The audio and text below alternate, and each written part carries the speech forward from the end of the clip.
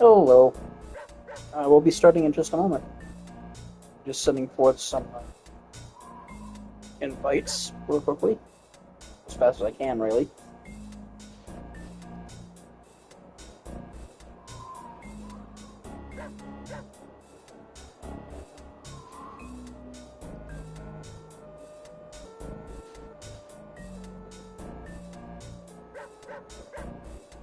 Nearly done.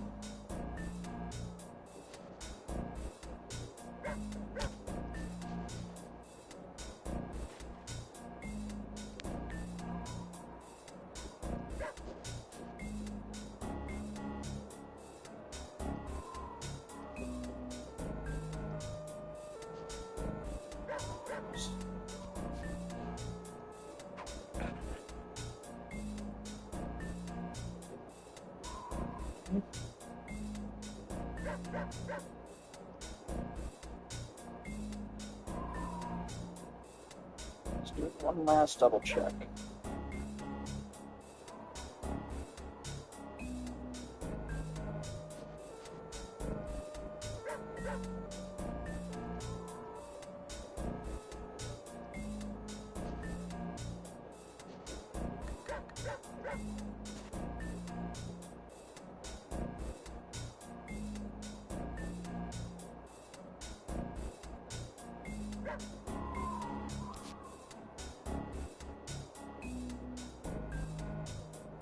Okay, it all looks good, I guess.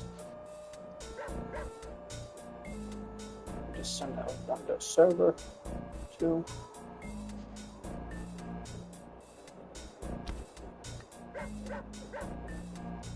Where's that last server I need to send it to? There it is.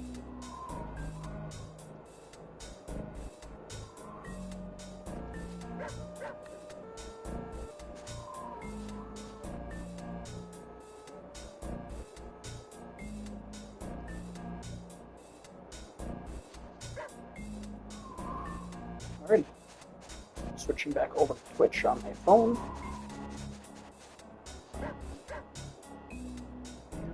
My mobile dashboard.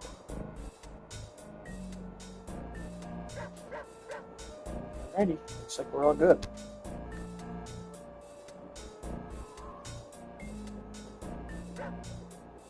Just that, go. Alright. Let's begin, shall we? Oh shoot, that's right. So apparently this is playing on some sort of emulator. So yeah. This isn't like the like how it was on my well, similar to how it was on my Steam Deck. This isn't like how it was on the collection on PS3 or the originals in terms of how it pauses and stuff. So apparently there's a rewind feature, which is interesting. But yeah. All right, here we go. Sly, come in. Sly, do you read me? Yeah, I read you. Loud and very loud. Sorry, I'm a little nervous. Trying to break into police headquarters does that. Get over it, Bentley. You're safe in the van. I'm the thief here. I've got to steal that file from Inspector Carmelita Fox. Well, count on me to be your eyes and ears, buddy. Got their security system totally scoped. To get inside, you're gonna have to go through that air vent. All right, I'm going in. And don't forget you got me at the wheel, Sly. All you gotta do is grab the file and get back to the van. We'll do the rest. Just keep that engine running, Murray. I'll be down in no time.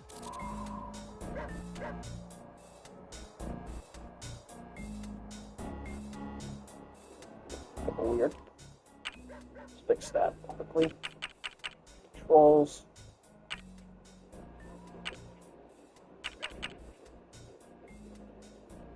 Oh, okay. Oh! Could you do that? Could you pause the game and then turn the camera? I forget. Yeah, the turning is a little inverted. Not sure if that was like that or not. Hey, Bentley, I think I'm seeing things. Must be vertigo or something. Can you see those crazy blue lights? Really? I've read about this. Master raccoon thieves are able to sense thieving opportunities, which manifest themselves as unexplainable blue auras. According to my research, all you have to do is get near them and hold down the circle button, and you should perform a super sneaky master thief move. Hold down the circle button near blue auras. I'm on it.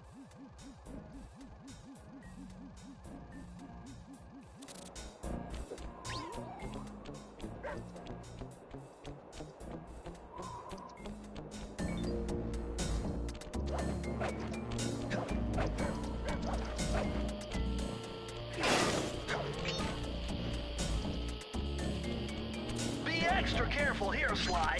Break one of those laser beams and you'll set off the alarms. Not to mention, you'll be fried to a crisp.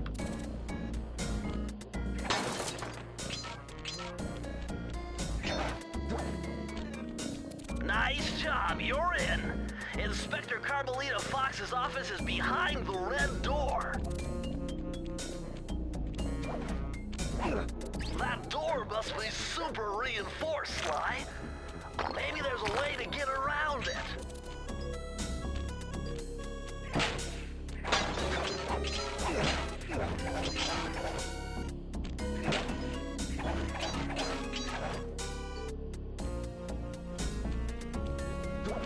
Way to go, Sly. This is where Inspector Carmelita Fox stashes all her important files. I hacked into the police security mainframe and discovered this vault's combo. Try dialing in 937.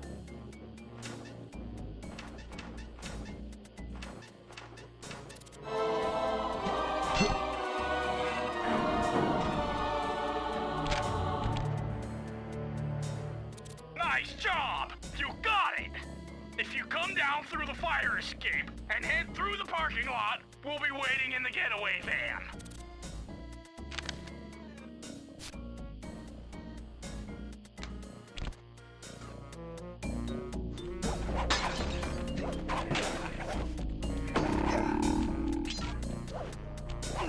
Try to do that.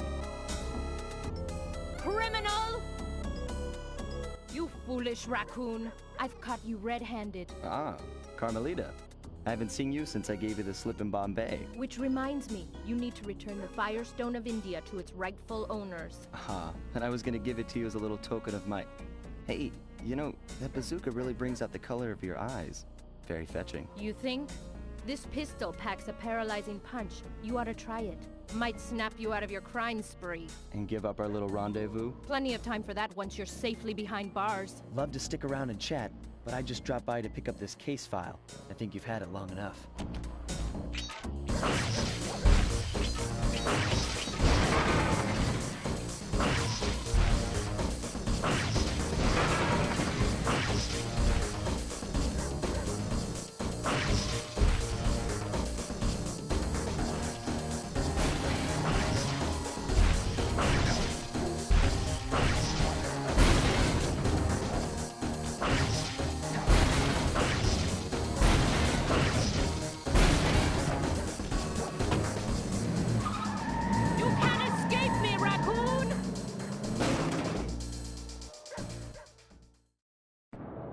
Once again, my gang and I had given Inspector Carmelita Fox the slip.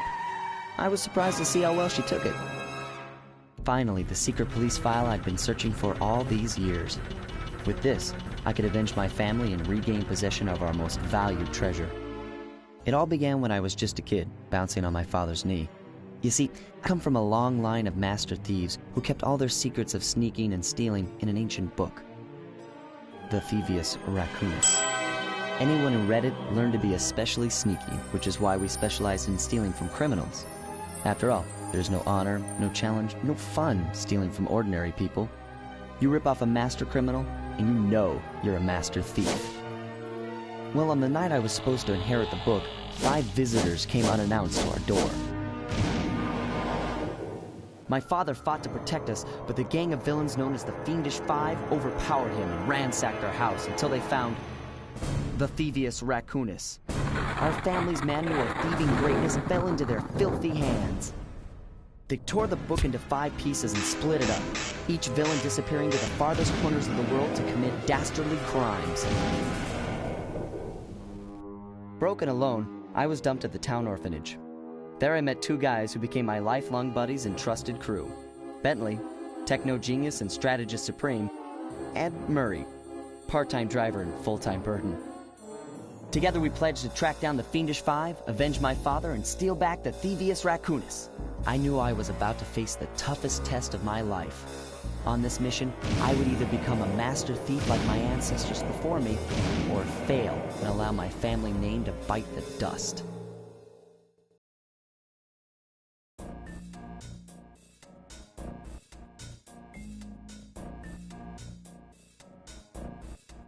That was a nice piece of work back there at police headquarters, Sly. Come see me if you want to check out any of your old movies. I've got them all here on my computer. Use the left analog stick to move around the hideout and the X button to select things. I've already plotted a route to our first target.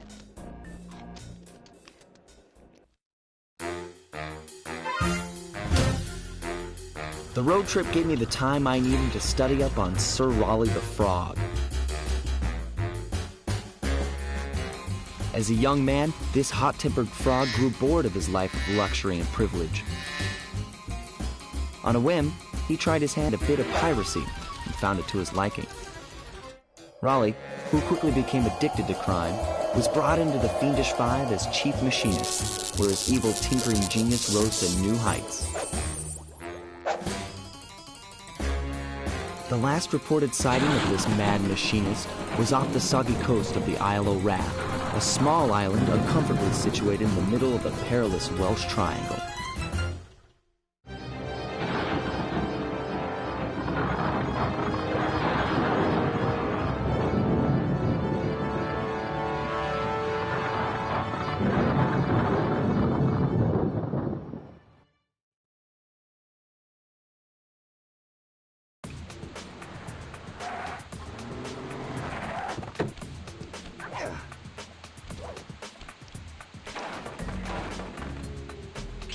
So while the introduction cutscene was playing for the story, like after we escaped police headquarters, I took a look at this game's trophies, and it's completely different from the PS3, PS Vita trophies.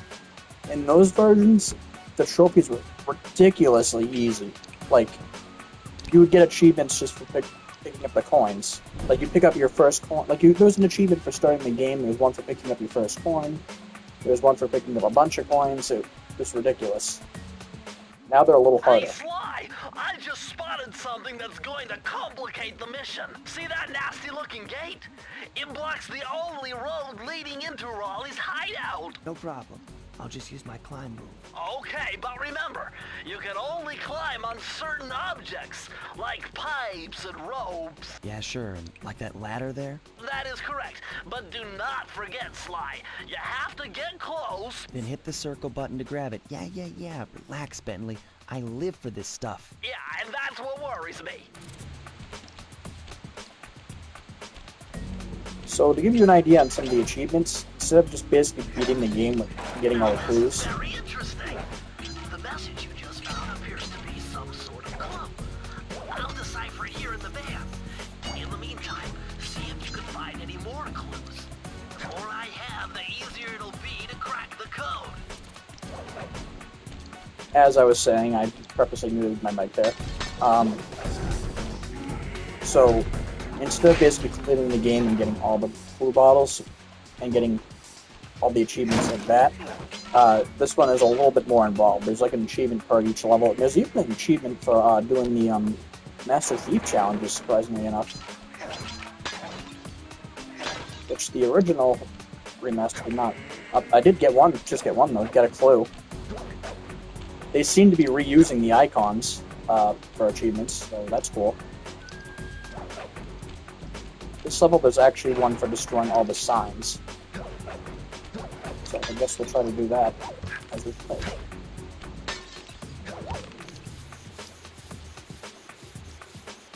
People actually did say these games were a little too easy to platinum with the achievements, and I kind of agree. I do like an easy platinum. But, yeah, they were a little... Hold on, Sly. See those searchlights? One careless step, and you'll be subjected to acute combustion. Are you done whining? Let's go. I'm just trying to keep you alive, partner. Fortunately for you, I launched these signal repeaters throughout Raleigh's fortress. Get close to one, and I can checkpoint your progress. Nice.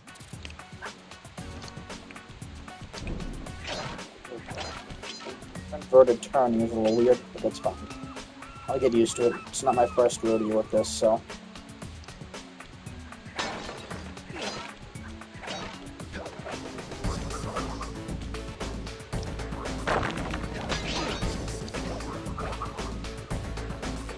Throwing stars, but he's throwing actually throwing stars.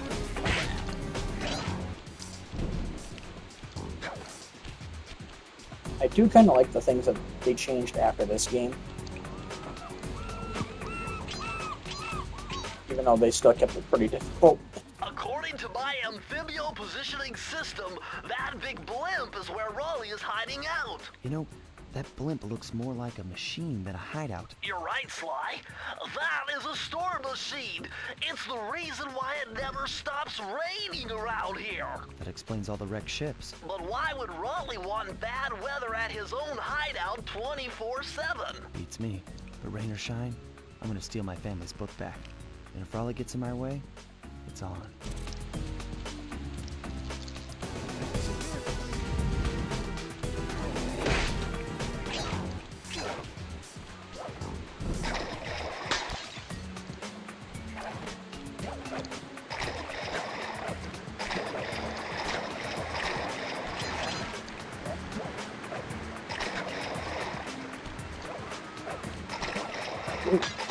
Hey, let's not go off the edge. Nice job so far, Sly. To get over the next gate, you'll need to grab onto this hook using your cane. Just jump and hit the circle button. Got it. Jump and hit the circle button to grab onto hooks.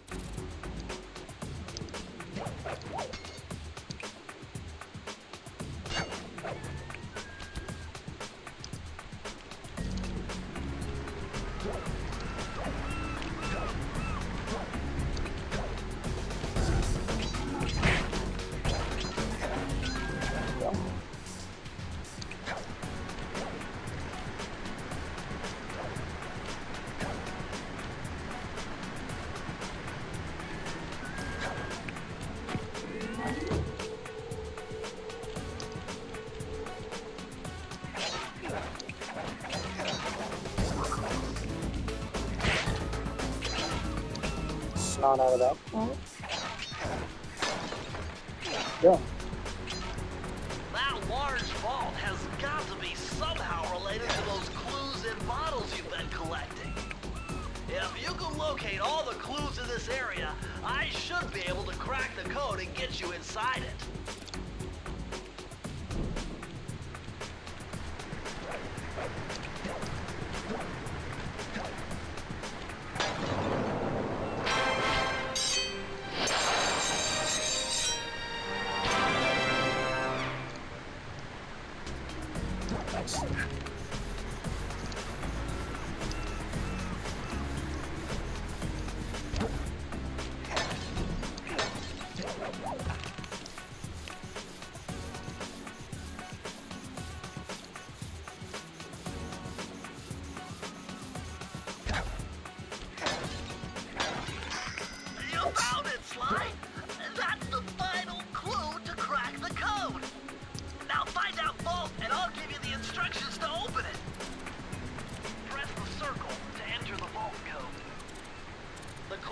led me to believe that the code for this vault is 792.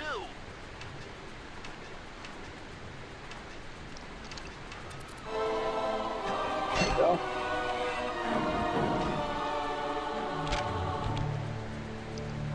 Sly, you found a page from the Thievious Raccoonus. This page teaches old Drake Cooper's fast attack dive move. Press the triangle button to use it.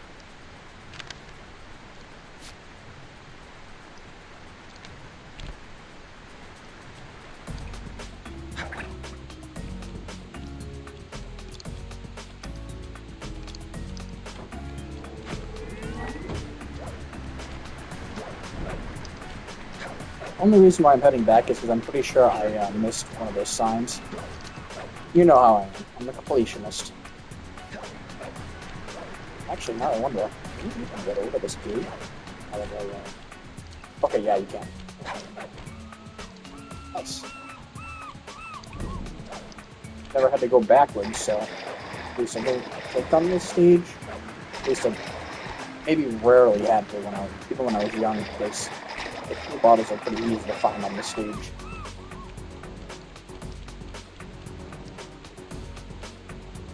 Just trying to find that last sign.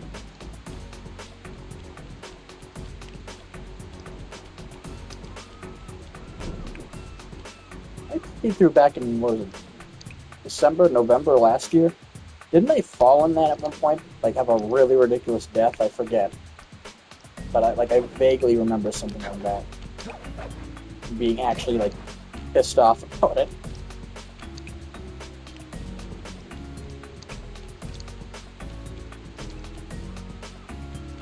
I don't see it. Yeah, it must be at the very, very start.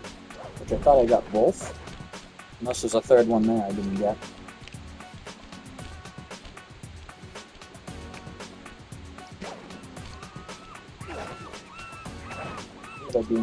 Now I'm actually remembering there being a sign. There's something like that.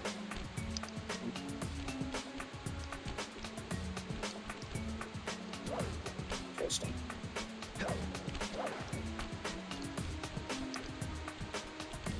Oh wait. No. Thought that was one for a second.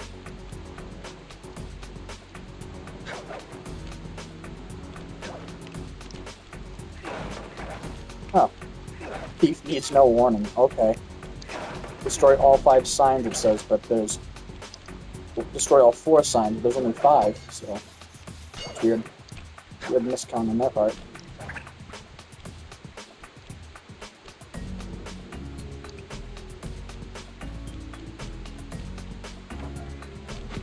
So, I've never done the Master Thief challenges for this game. Like, I did a few when I was younger, but I do not like being underneath time pressure. So, I just deliberately did not do it. Like I said, I did get a few when I was younger, and I think I did get a few on like maybe PS3, but then I was just decided that it wasn't worth it, since I already got everything in the game, so... But, who knows, maybe this will be the time, just so I can add that underneath my belt. Will it be on stream? Probably not, but who knows. I really don't think you guys would want to watch me keep retrying time trials over and over again. So. Alright, on to the hub area.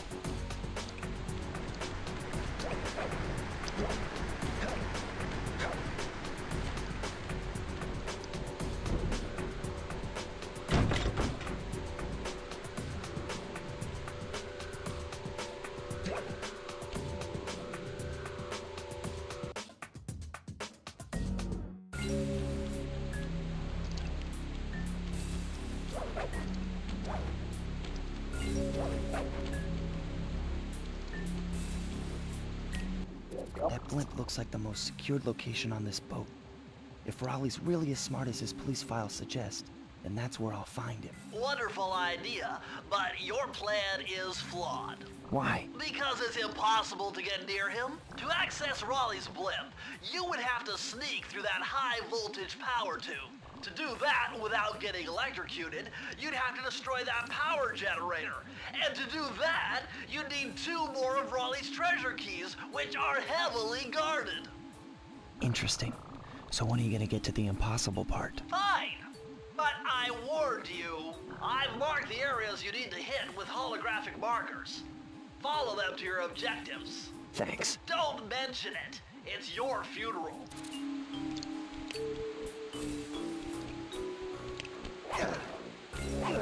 Ah, yes, the rubber hook.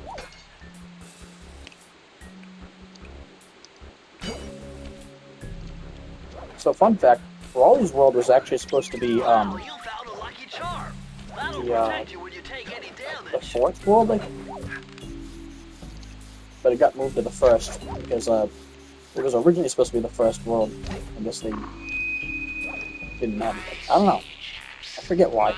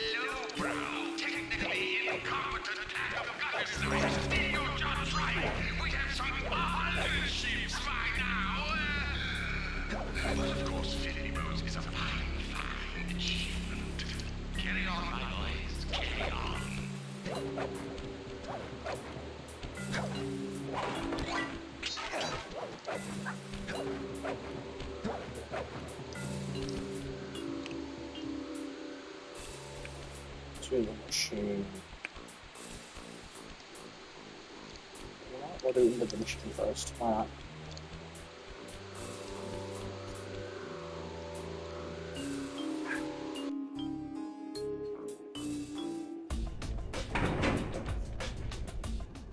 Better close those furnace doors. Jump and press the square button. That'll slam them shut.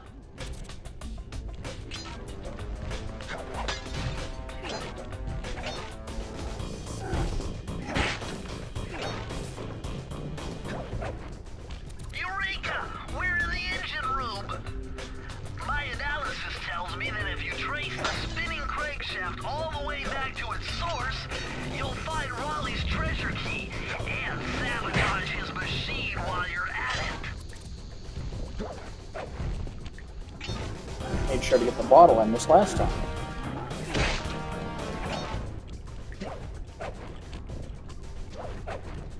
Remember, Sly, hold down the circle button near the blue stealth auras to perform super sneaky thief moves.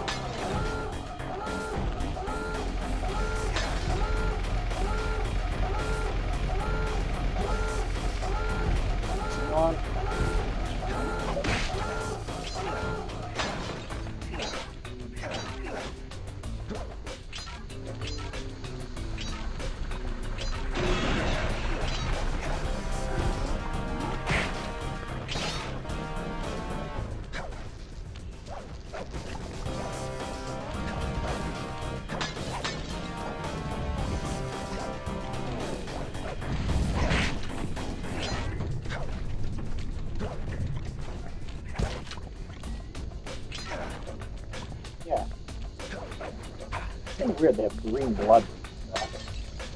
Oh, you know what that might be for? It might be for content stuff. Like they want to make sure that the game didn't get like different rating, I guess.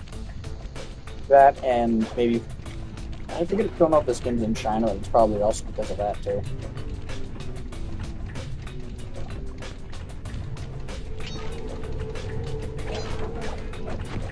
I'm missing one again this time.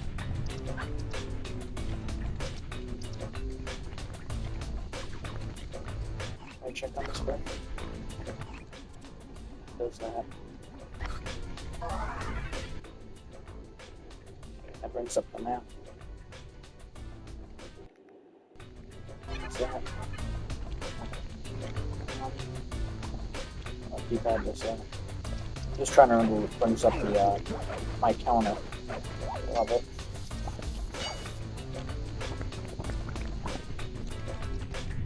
Bummer, you can't open this vault without finding the rest of the clues.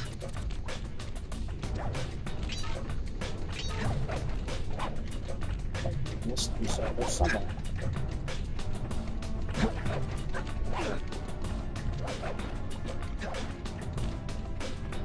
So.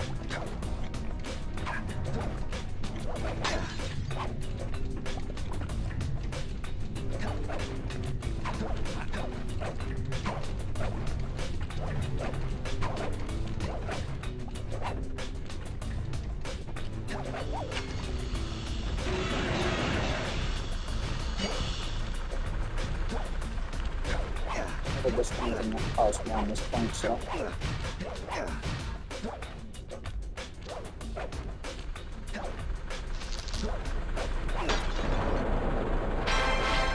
I'll just replay it. I have to do I'm gonna have to collect everything on my way through. I just need to find those last two that I'm missing. And that shouldn't be too difficult. I used to remember when I used to have like all their locations like memorized, and now I can't even remember what I just ate for dinner. So, well, lunch.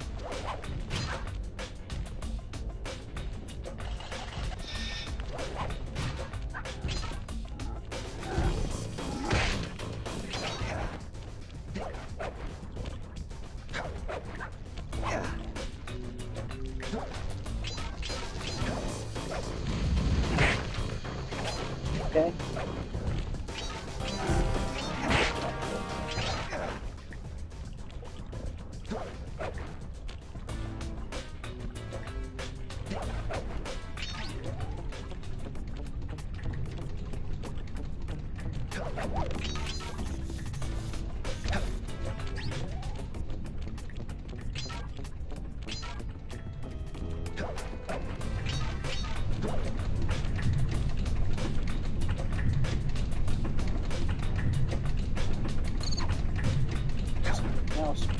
This one looks good.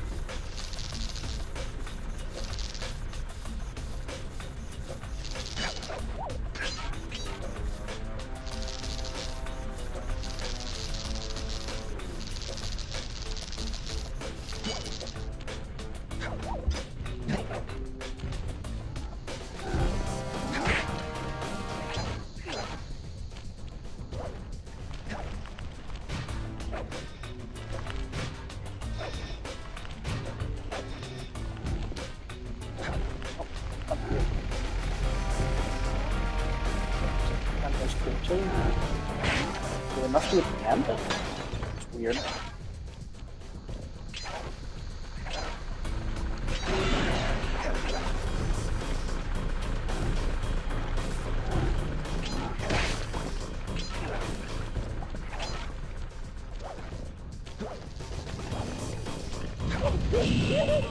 Got bad guys there. First hit of the run.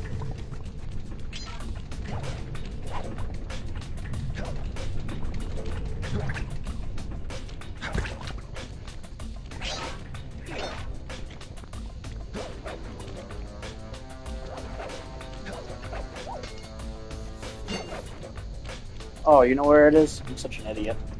It's over here. You can't open this vault without finding Forgot the about rest this of the whole area clues. over here. Break through those, fine. We can't break through the other one at all. Weird. I also like how this game has this cool animation where if you try to hit these, this happens. Enter the vault code. The other ones don't have I that. can't believe I pieced this one together. Try 227.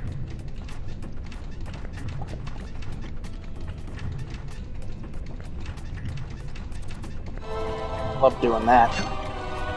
It's always fun to do. He puts in the wrong combo. Interesting.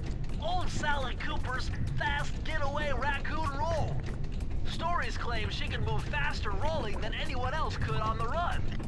Hold down the triangle button to use this move. Switch between your power-ups using L2 and R2.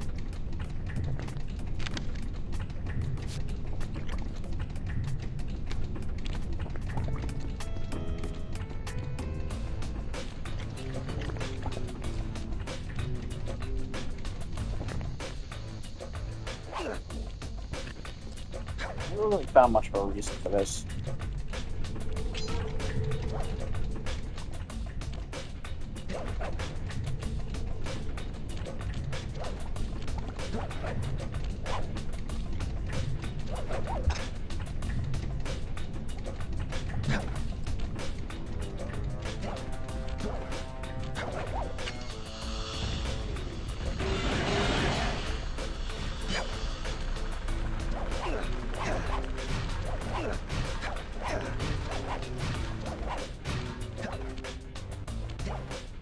I imagine the roll has some use, or a lot of use, in the Master Thief challenges, but that's just it.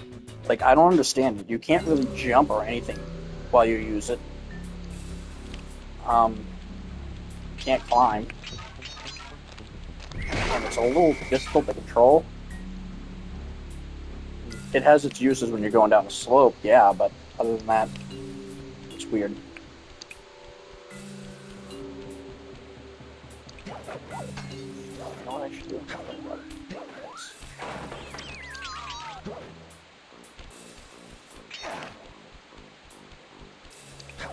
And the extra lives if they're back. Yes, they are. Because I probably need to.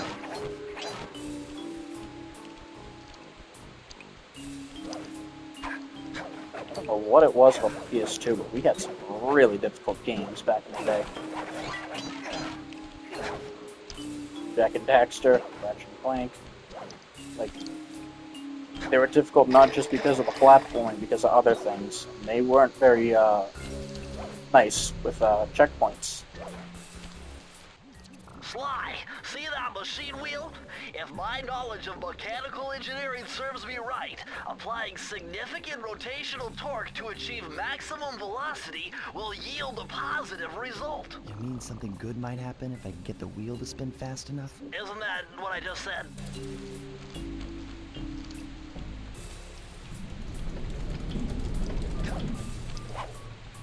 Kind of funny that I understand the scientific jargon enough to make sense of what he said there, in addition to the layman's terms.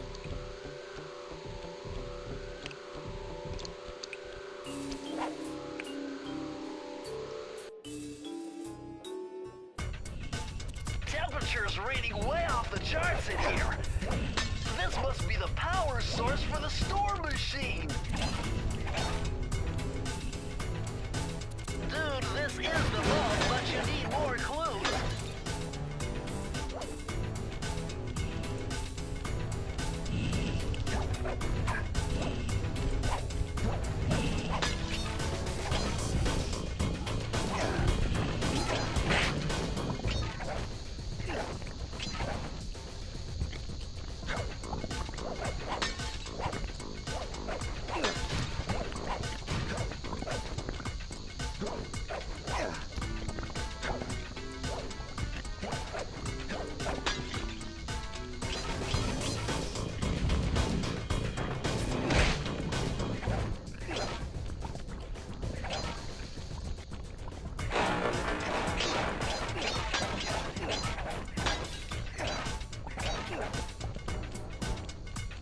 It's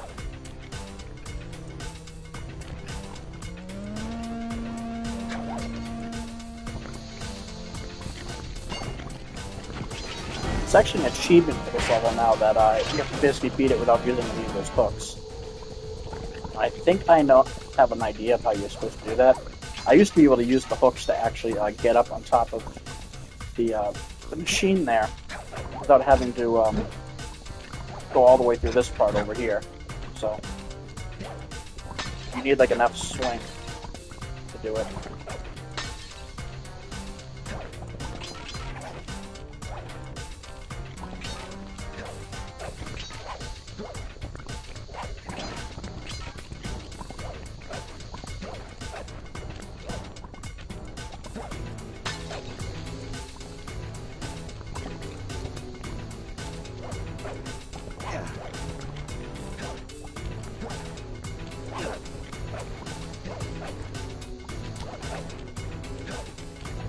See if I can do it the lazy way. Okay. Seeing how this works.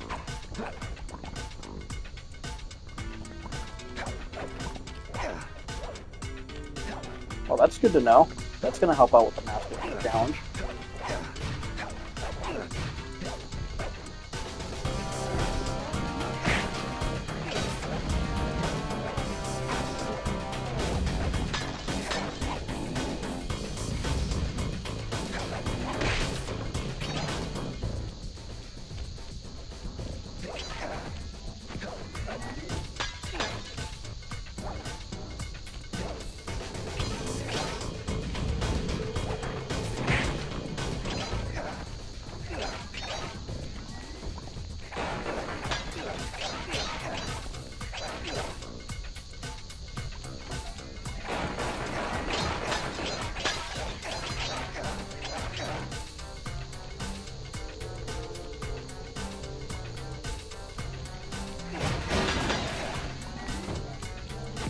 Rust should be in the next room.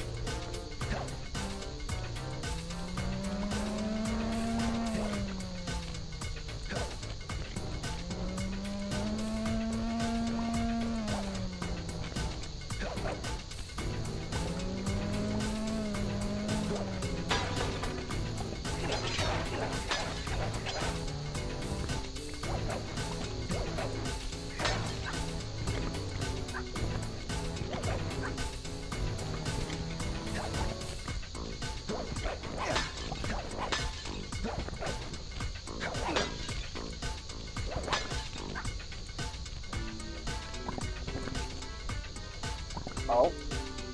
Seriously? I'm missing another one?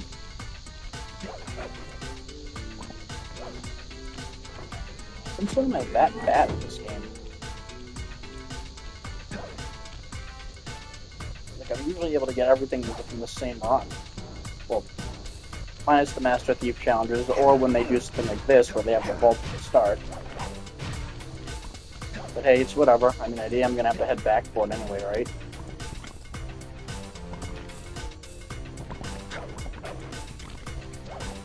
I was just thinking that I would finish the stage up and then quit, and then go back into it, grab the safe, and then leave.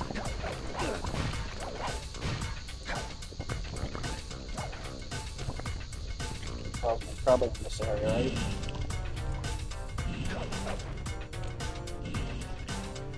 Sly, you've got to find one more clue if you're gonna open this vault. I know, Bentley, they're blue balls and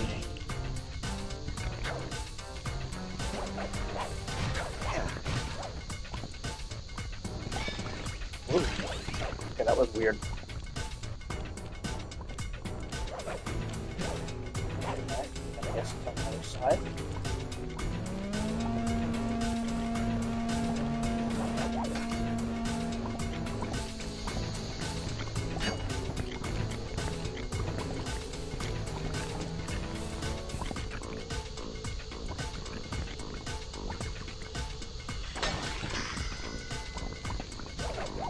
That one blend seems, I guess. And then again, I am blind. I am pretty much blind too, so there's that.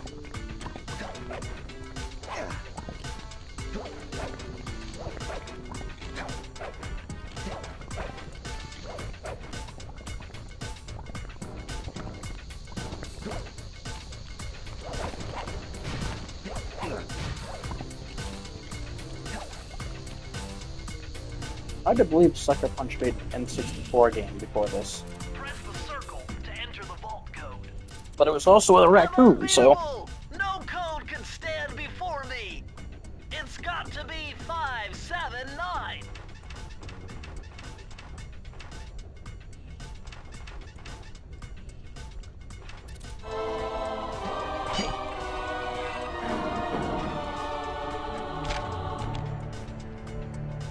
These are the blueprints of Raleigh's entire operation. I wonder... Yes! I can wire this info directly into your binocucom. It'll show you the position of nearby clues and breakable objects.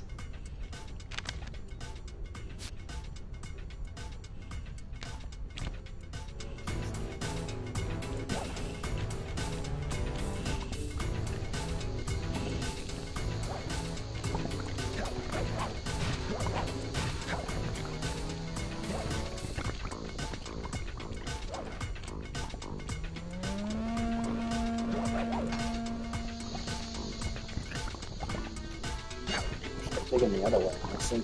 Don't know why I didn't do that. But it's fine. This way it's just a few extra seconds.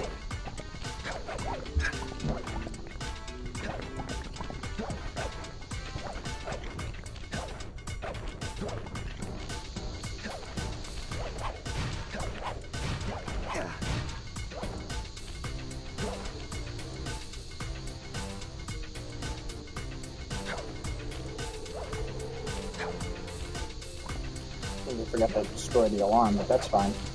Not like it's gonna do me any trouble anyway.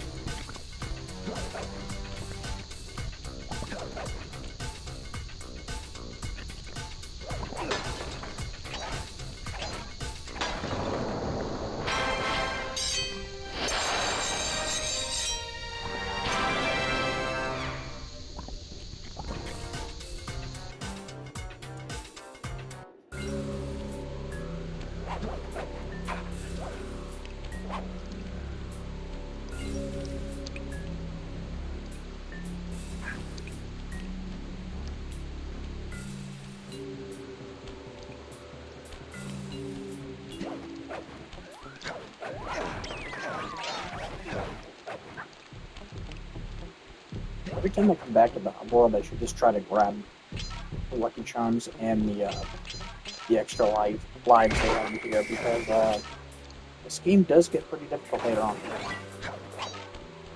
Making sure to have a surplus does help. Why did I do that?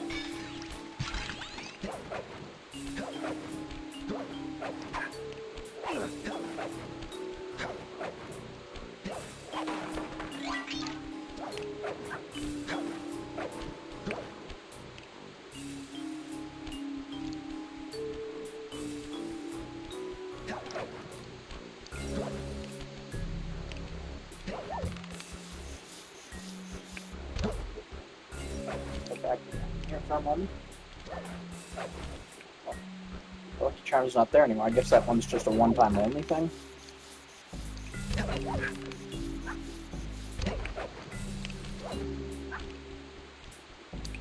Oh, you see.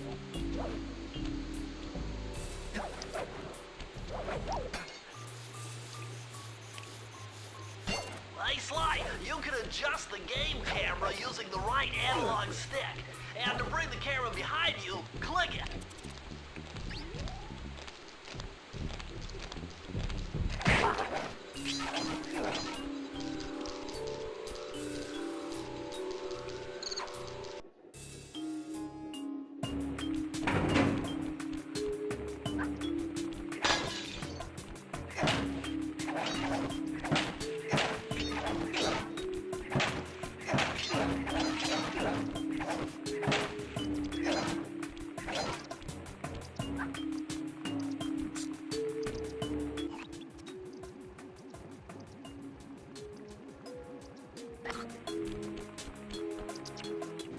Those rats got pegged. Raleigh appears to have booby-trapped this entire place. I'm gonna enjoy this. Don't you get it, Sly? If you step on that rug, forget about becoming a master thief. You'll be a master dartboard. Wait a second. What if I jumped into that barrel for protection? I don't know. It looks pretty risky and very unsanitary. Only one way to find out.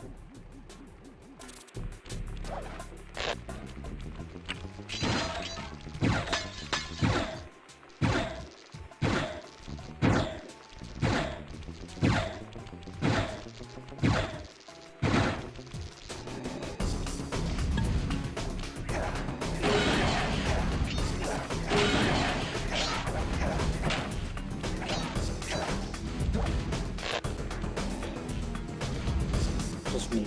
Just, if I remember right, you just do that. Well, I think it has to involve you getting in the barrel and getting fried, but if you do that, what happens is the barrel actually changes color to look singed. Obviously, I don't want to lose my lucky charm. So.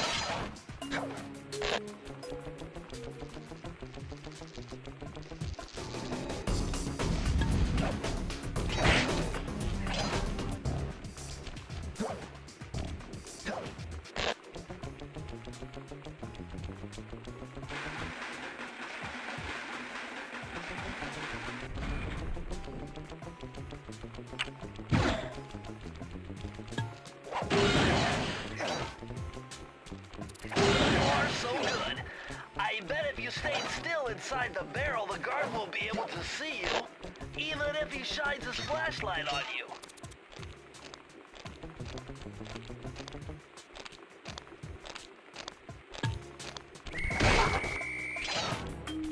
One thing I do not like about the guards in this game is that they, when you get up behind them, they immediately know you're there. At least in the later games, like the ones after this one, that's not an issue. You can literally sneak up behind them and like take them out from behind if you want. But in this game, they will basically always turn around if you get too close.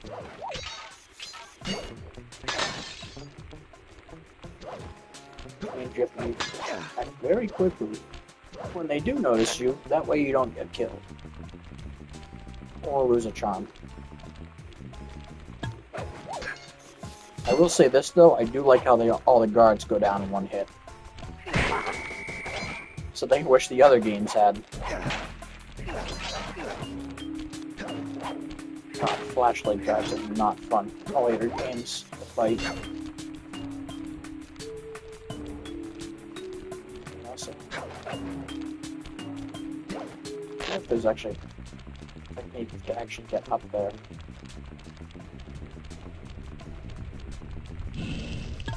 Not that it would really matter though, because you do need the barrel for this stage.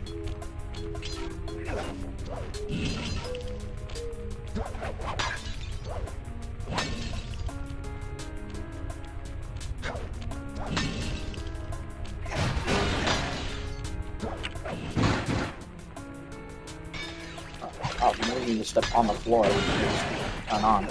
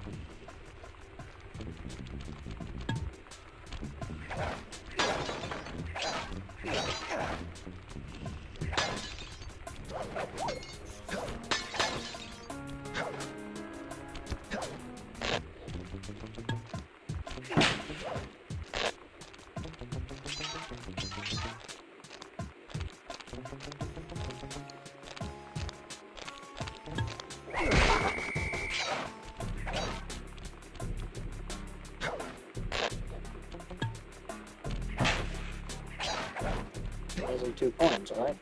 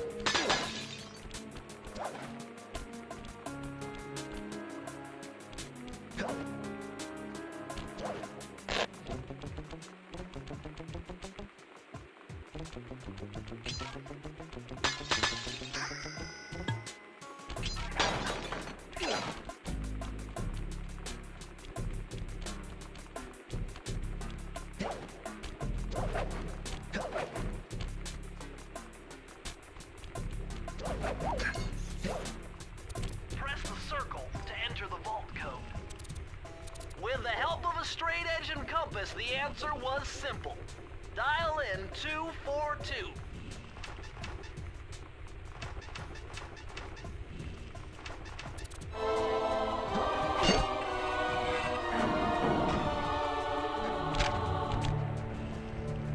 Outstanding! Another page from the Thievious Raccoonus. This one features Dev Cooperenda's slow-motion jumps. He used this to get by all kinds of airborne threats. Hit the triangle button while in the air to slow down time.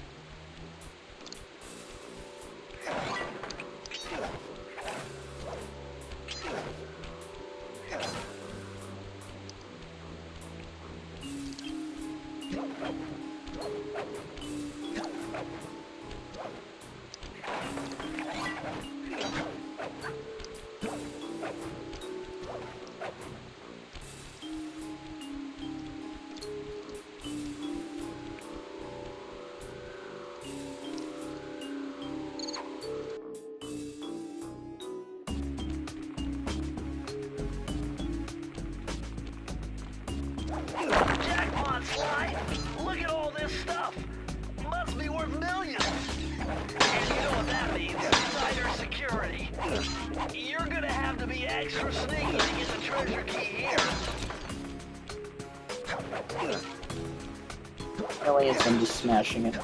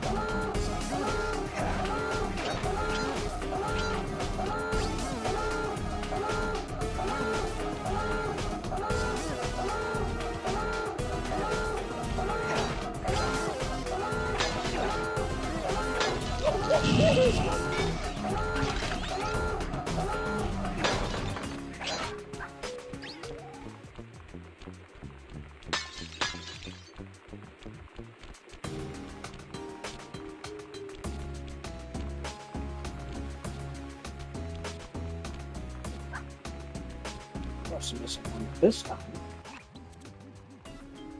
Let's see where it's at.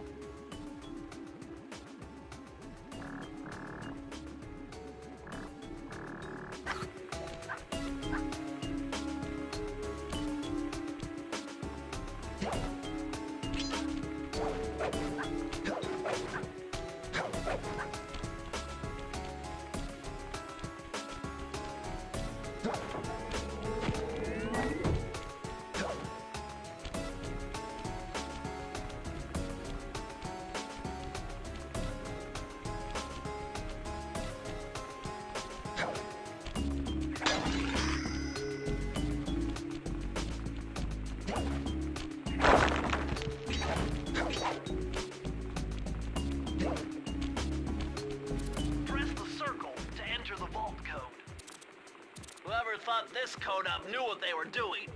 Dial in 436.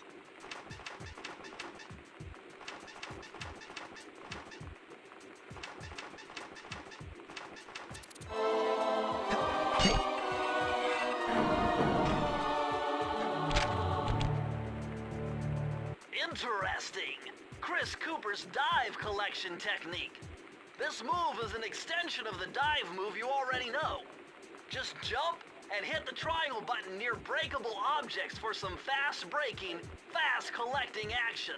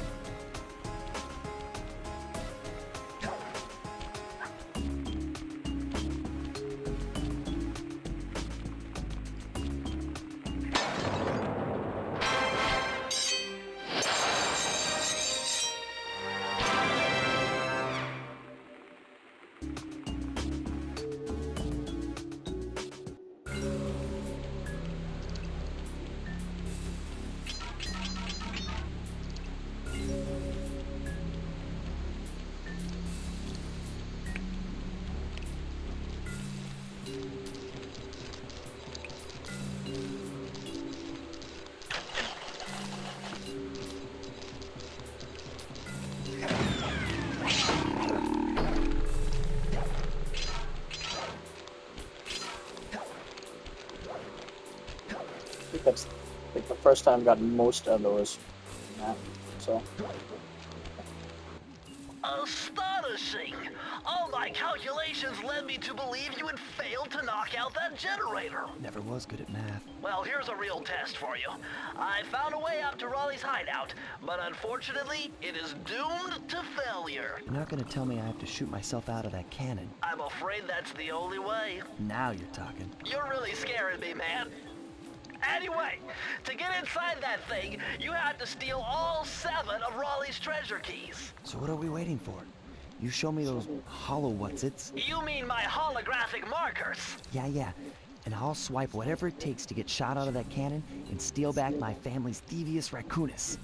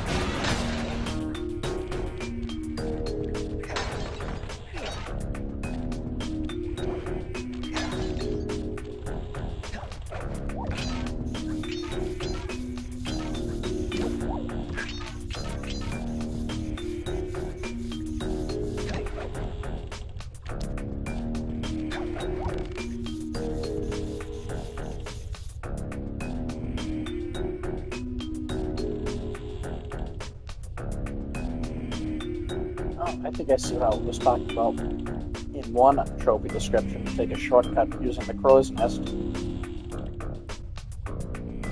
It's a ballsy shortcut, it looks like, though.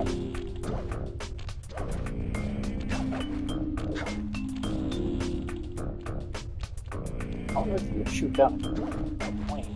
Just a regular pirate ship. These things floating up in the tank behind me used to scare the hell out of me when I was a kid.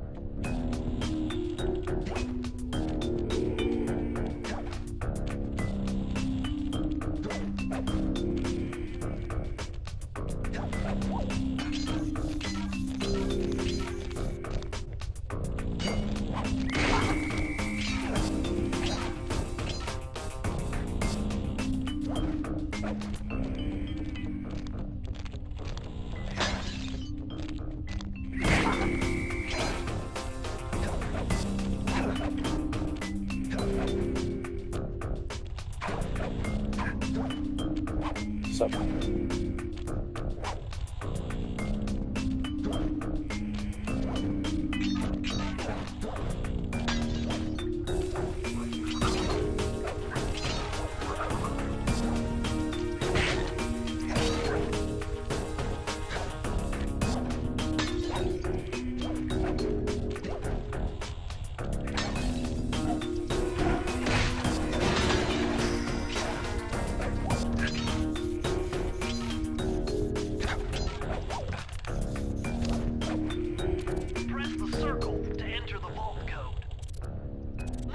was cake. Input 719.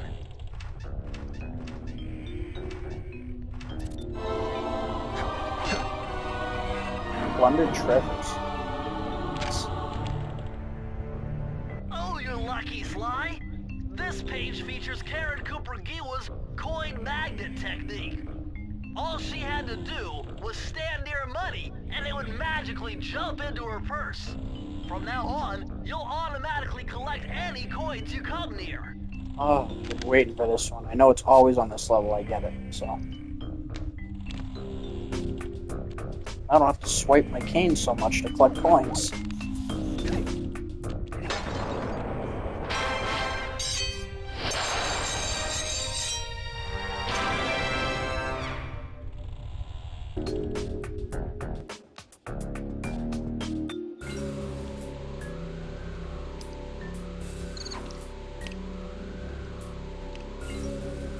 Sorry, folks, just a second.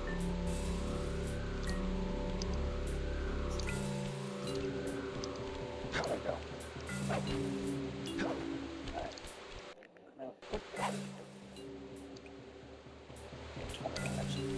That's how you bring up the HUD. Hey, Sly, hit the select button to bring up your mission map. From there, you can check out the stats on places you've been to, and also take some shortcut warps to get around faster.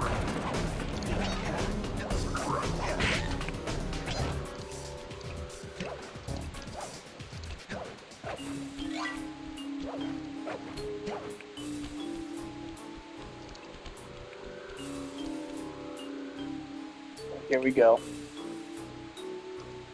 This one used to give me some trouble as a kid. You found it, Sly. This is where Raleigh's gang of crabs stashes his sunken treasure. Use your sub to blast them. The left analog stick controls the sub. Give it a try. Great. Use the right analog stick to fire its gun. That's it. Remember, you can always drive the sub in one direction while firing in another. To earn a treasure key, you'll need to collect all 40 chests. Do not let a crab take one into a tube.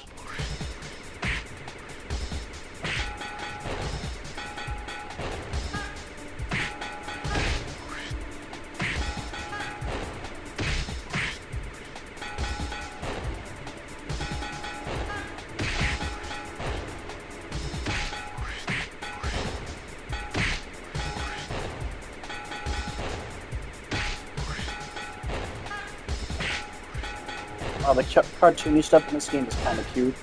I am kind of glad the later games didn't take it the same direction.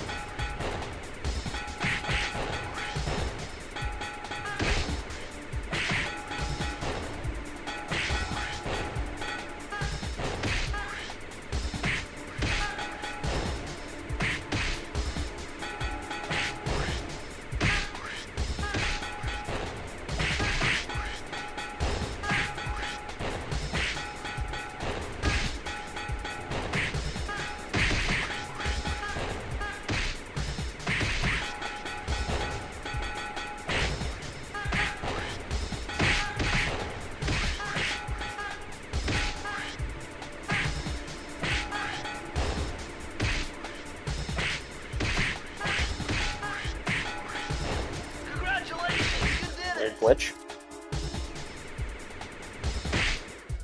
Stopping the storm. Just got that one.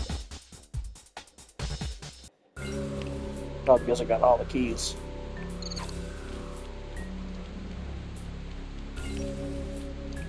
Alright, boss time.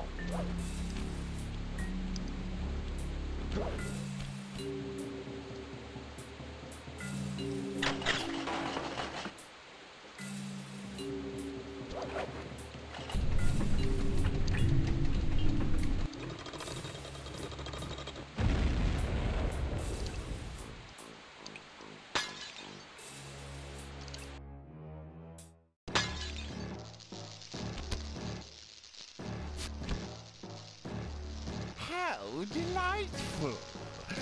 We have a guest. The only thing is, I hate unexpected guests. Listen, Raleigh, wipe up my family and steal what's mine? You better expect company. Oh, I'm ever so sorry. How sloppy of me not to finish the job. Obviously, we should have snuffed you out as well. So, without further ado, let me make amends by bloating to gargantuan size and squashing you like the insignificant bug that you are. Bring it on.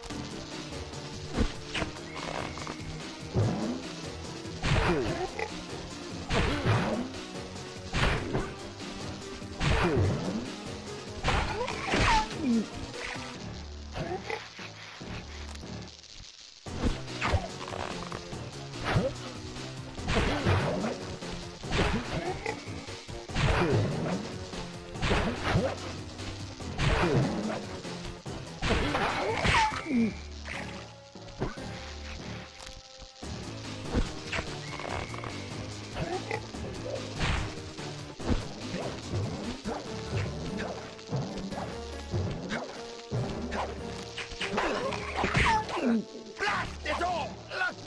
You've beaten me. Well, gloat all you want, Sly Cooper.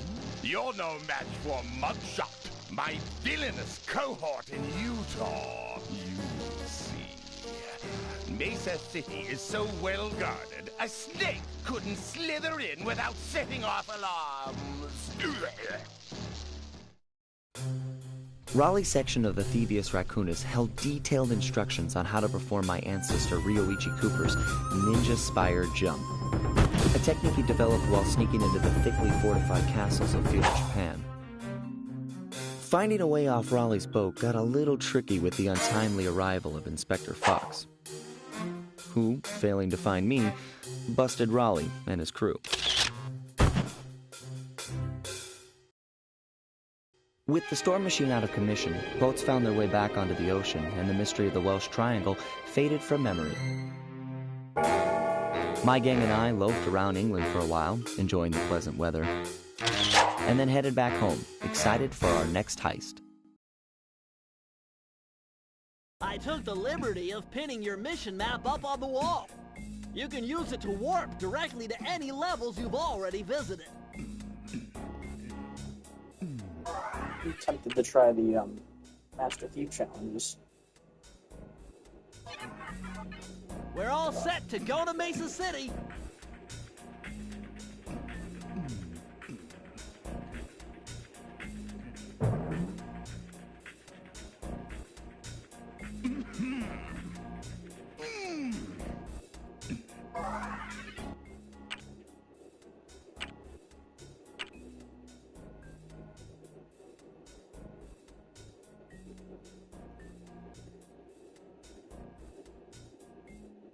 I am going to be doing these episodes in parts based on episodes, but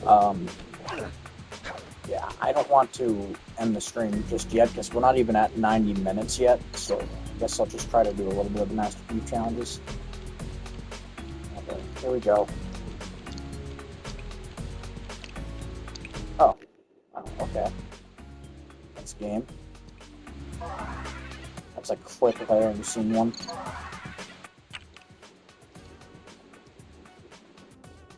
Just head back here for a quick second.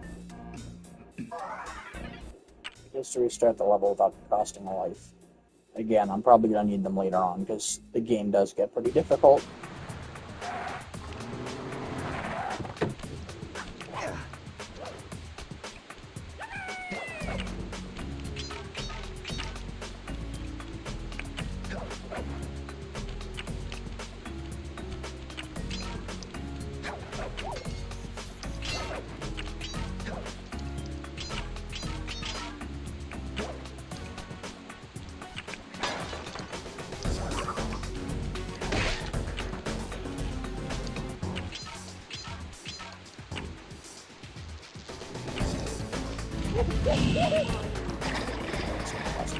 Whoa.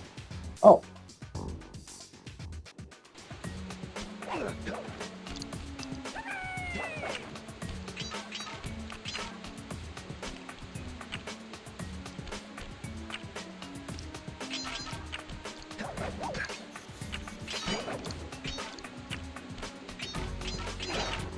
They apparently took away my lucky charms for this. Didn't even notice that.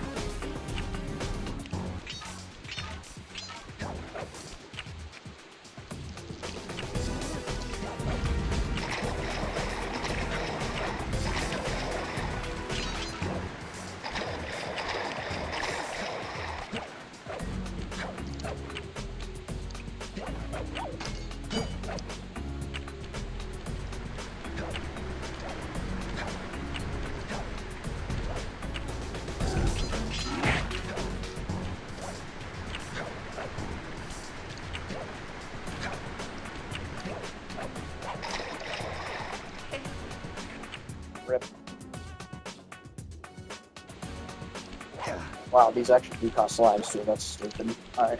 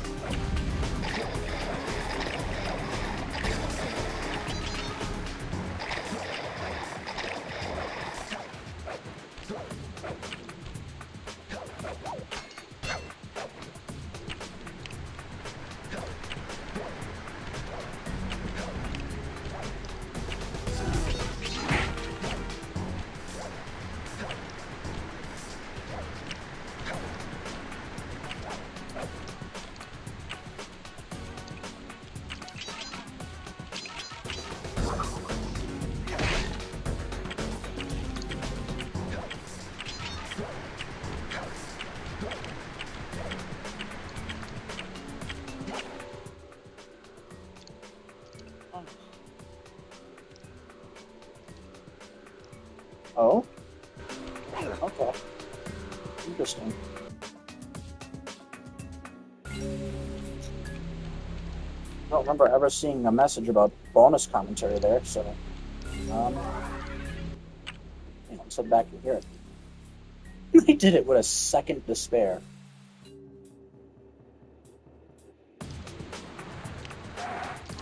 So this is the approach leading into Raleigh's Store Machine boat. And this is one of the first levels of the game we made. And it has been gone over and over and over, and as the characters changed, as his jump length changed and jump height changed, this level got changed too. Right. And it's also sort of like the test bed for the lighting, right? Hokyo, you did all the lighting in the game. Right. What kind of stuff was going through your head when you were making this level? Before I do any lighting, the artist, me and include other artists, we trying to get the right color palettes, get the right mood of the time. The main goal that I was trying to do for this game was not making it too dark, but you still get the sense that you're at the nighttime. Is it hard to do to kind of get a versatile set of colors going on to represent night, right, but not the kind of Las Vegas-y? Right. As you can see the game right now, you have tealish shadow all over. That is our shadow. Most of the game uses black as the shadow, but we have different lighting that can make the shadow. We can choose the color shadow. We can make it pink, blue, whatever color, and we can give the intensity and stuff like that. So just a lot of time consuming just trying which shadow works the best with these textures. That was the most time consuming, was with the textures.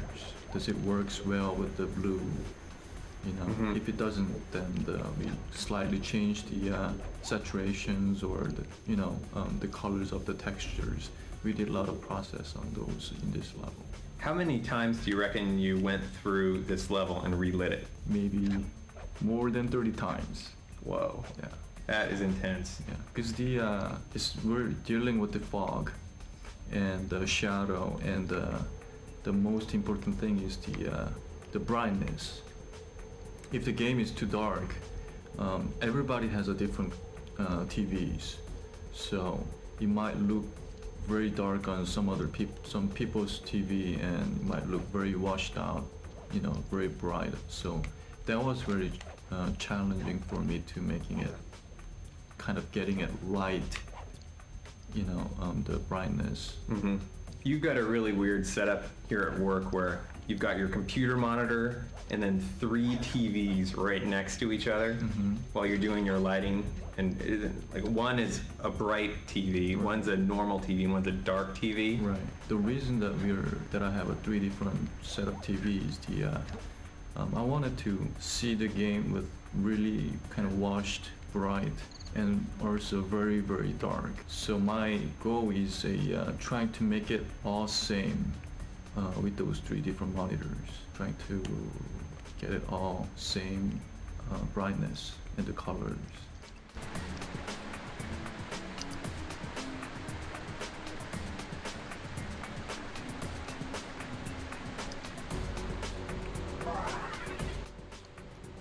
That's cool.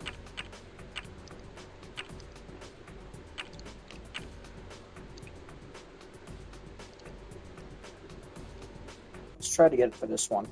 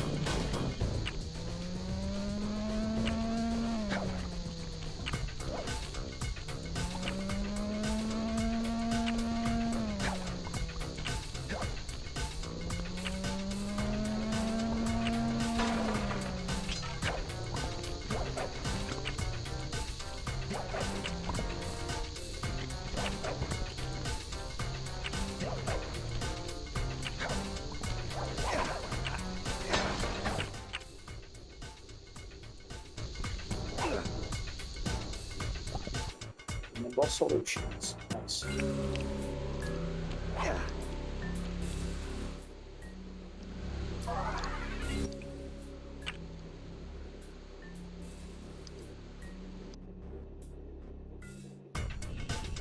This level began with just the kind of mechanic of this wheel that you can interact with by running on it.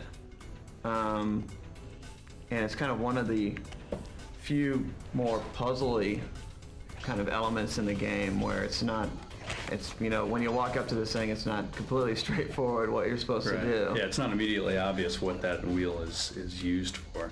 So, getting, in both these cases, it's, driving, running on it drives the animation of another, something else in the scene, whether it's the hooks or the conveyor belts. Right. And I don't know, I know you've done some rigging in here. Yeah, I actually had done the rigging on both of the wheels, and so that was a little bit challenging from the perspective of the conveyors.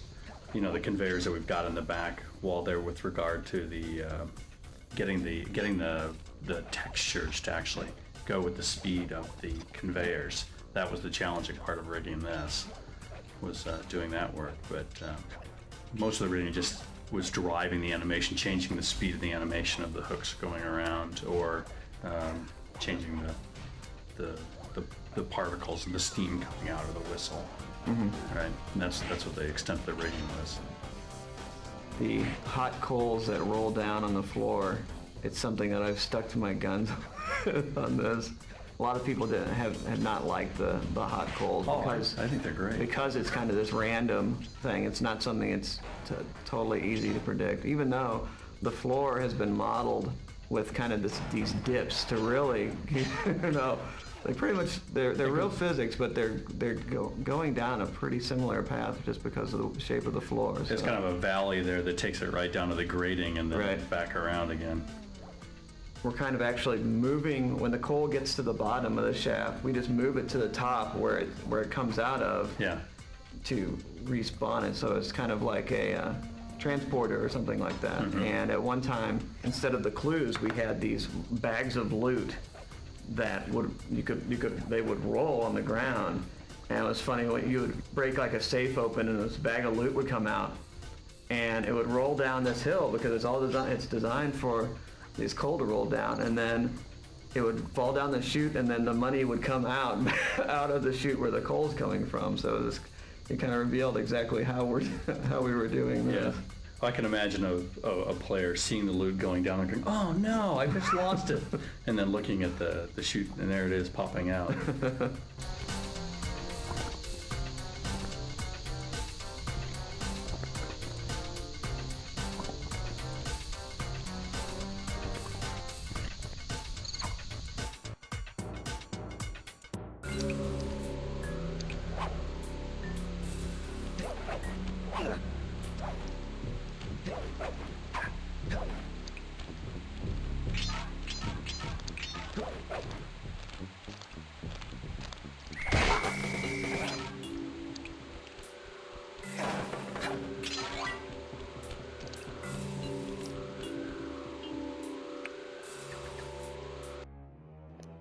Okay, let's try with this one.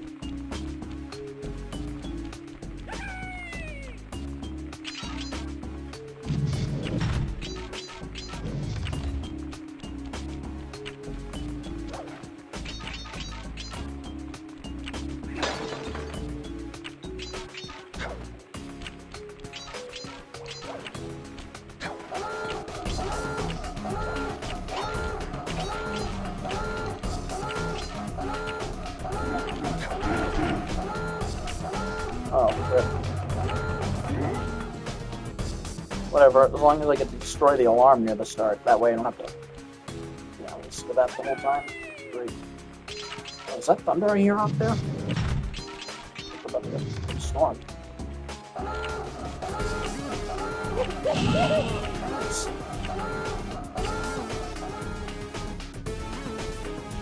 If we actually do get a thunderstorm right now, how fitting would that be for finishing up this episode today, huh?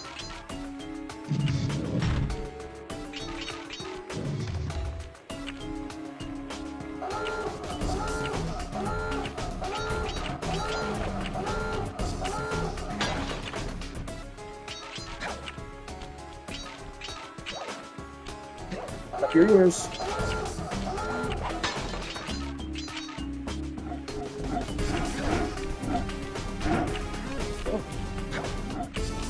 Die.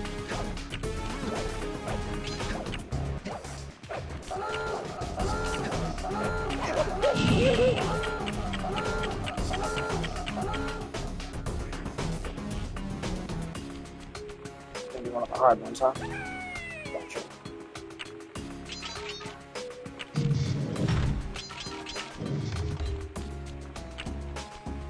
What's this thing?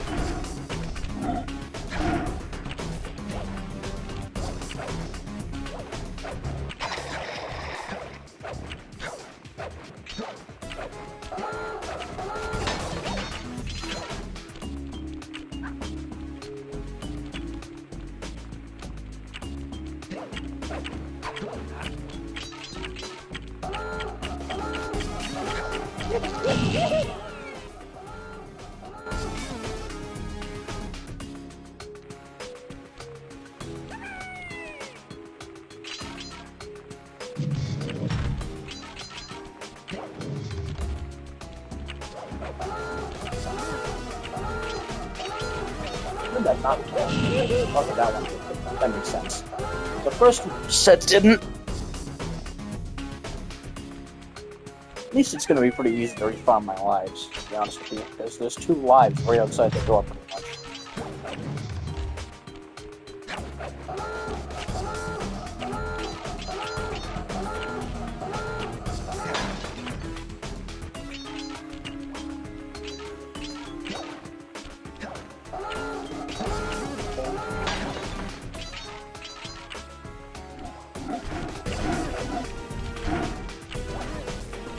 Guess I have to somehow get up there, huh?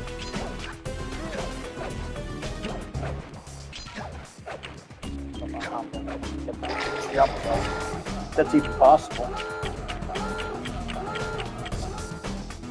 Alright. Well, we'll go do it on that level. I'll have to do it here. Thankfully, not all of them in the game have to be done.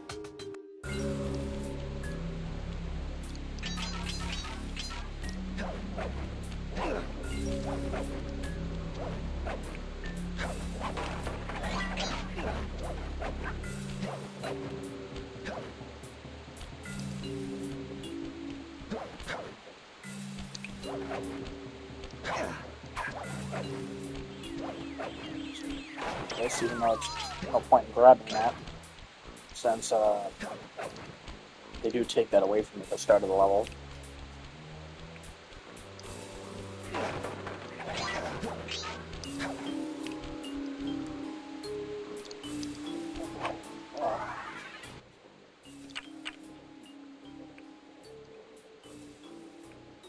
Disguise.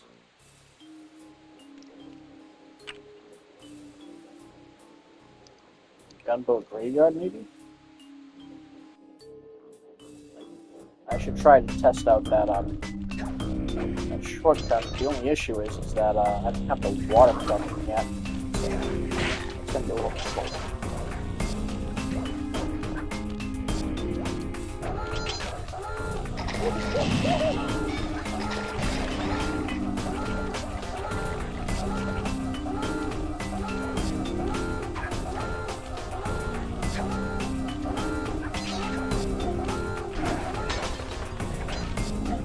That thing up.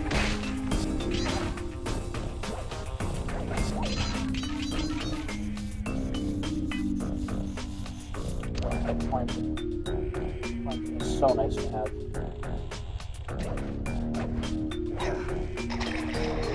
Oh, almost had it.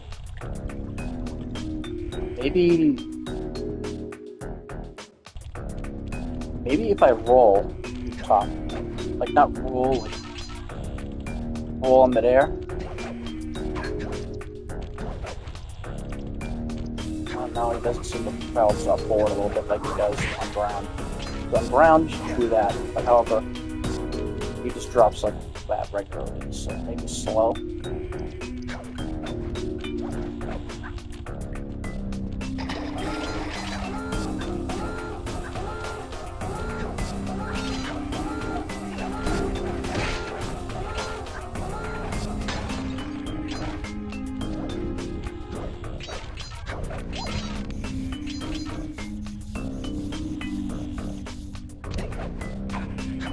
Thing I can think of is maybe on top of those parts of the ship, but those are on fire. Wouldn't be surprised if they activate it to cause damage too. I know this is needed for an achievement, but just knowing that this is there might help out tremendously for the Master Thief challenge.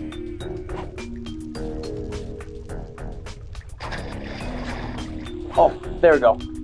Through the fire and planks, yeah. Literally how you're supposed to do that. Okay.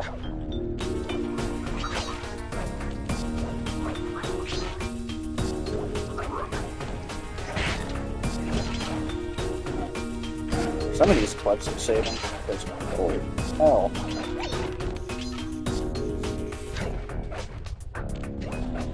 You can think of 1 or 2 people that would probably piss off.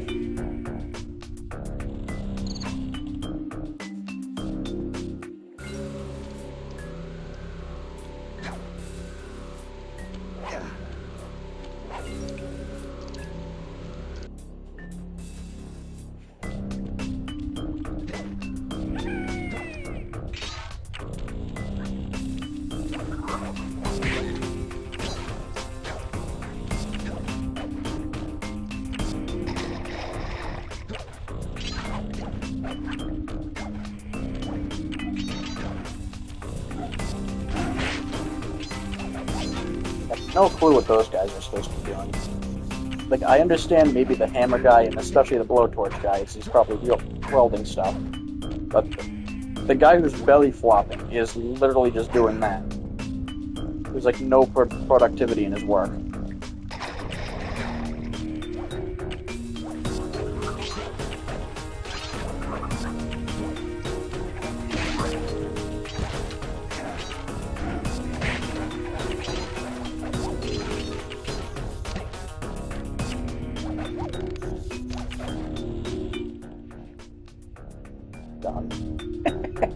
Oh my god.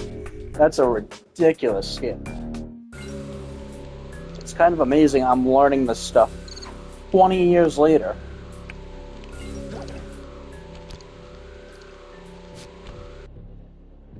Alright, we'll listen to the commentary.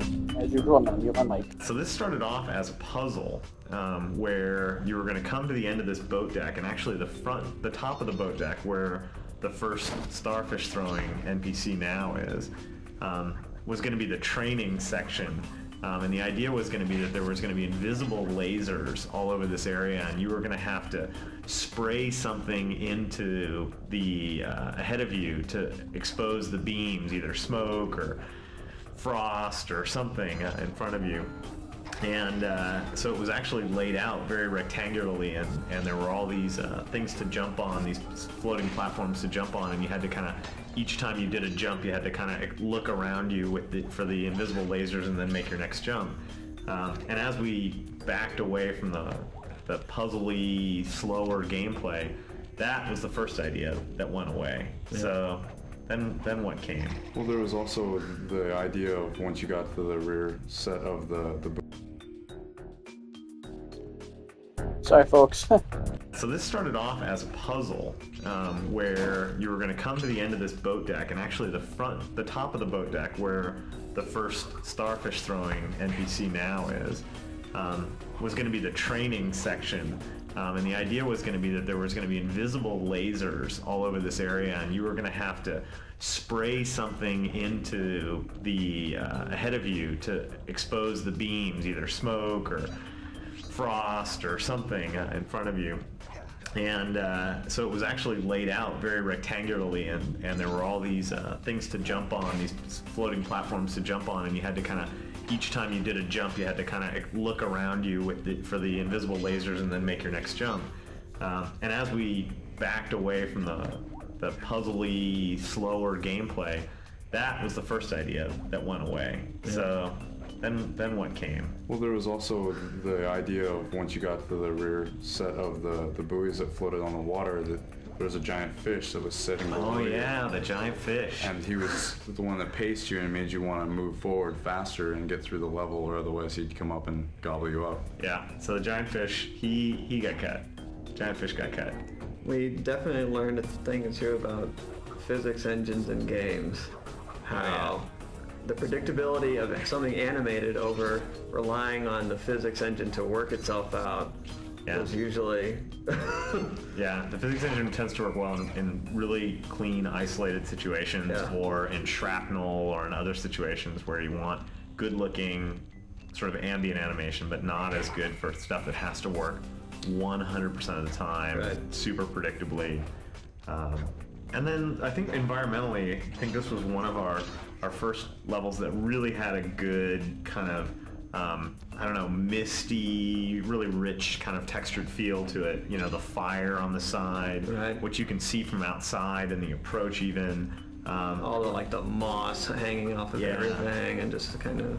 Yeah, a lot of really kind of organic richness in this level, especially back, then there was fish and all that stuff, the waters, being space warped, and, has some interesting stuff going on, and, all the surface effects that the texture artist put in, all really, I think, made this a really good looking level, and one that we kept investing in because it was something that, the surroundings were so appealing that we wanted to make sure we used it in a really constructive way. The wisps floating through the air and whatnot, with the fire in the background, brought out a great richness in the environment. I remember when I first loaded it into the world after it had just gone through this massive change, and it was just one of the most spectacularly beautiful levels that we had at the time. that it was just exciting to go back and play through it.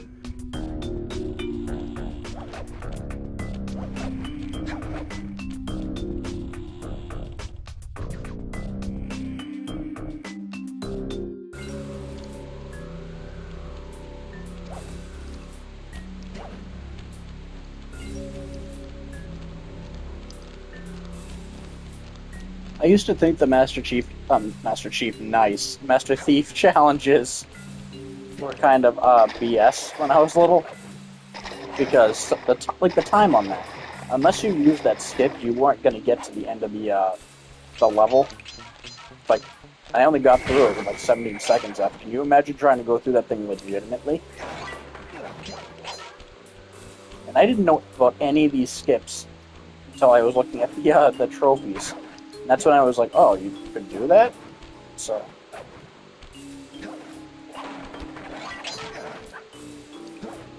just interesting.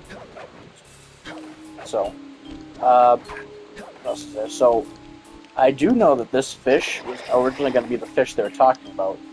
I think it was. They just repurposed it and put it as this decoration on the hub. I have seen some of the footage of the early versions of this game via Sly 3, because there is an unlockable dev video where they basically go over stuff from all the games. And this game was covered the most, I believe. And I did see some of the previous level, and what it originally looked like.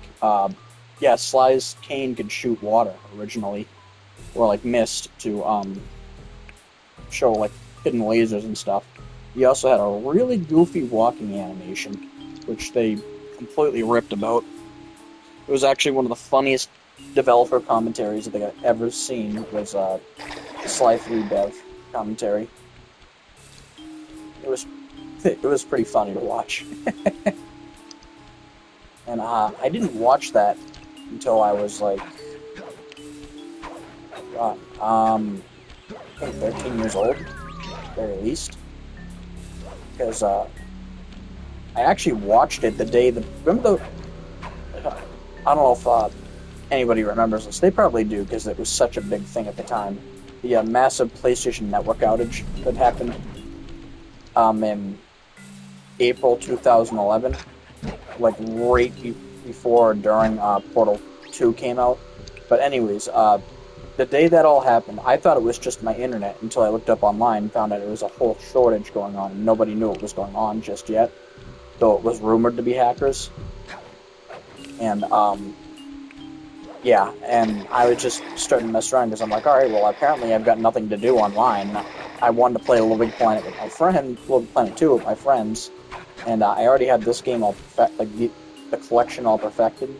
And somehow I stumbled on that there's actually a hidden dev video if you've done all the Master Thief challenges, Jesus, in the third game, and that's when I like went into the third game and just like watched whole cool like movie they put together, but also the dev commentary. And yeah, there's actually some really cool things you unlock in Sly 3 for 100%.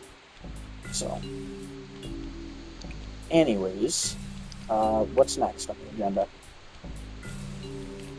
We could try Cunning Disguise, but I don't know how well that's going to go without a barrel, because I imagine a lot of speed runs for that level don't involve the barrel, or do involve the barrel but leaving it behind.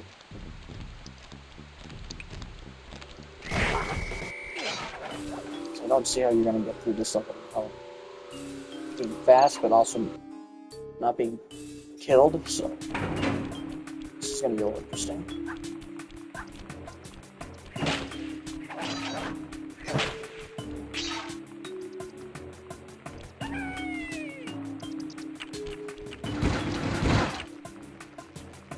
Oh, rip. Just hoping to run through it. Hopefully they were taking care of their rats, but no.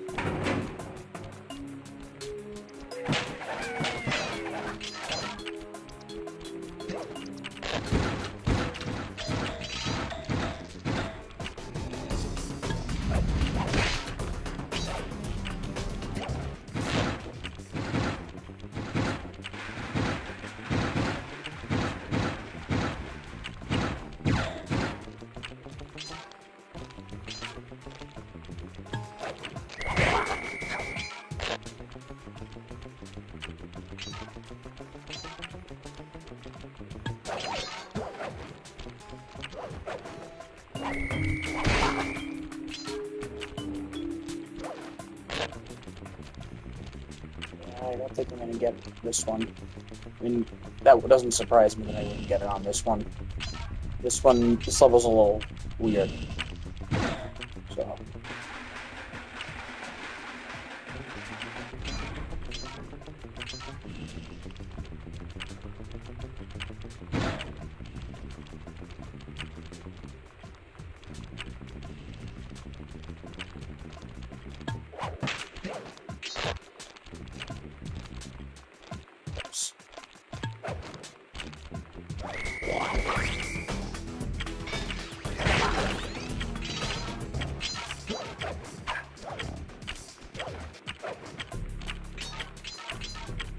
Just see how you can do it.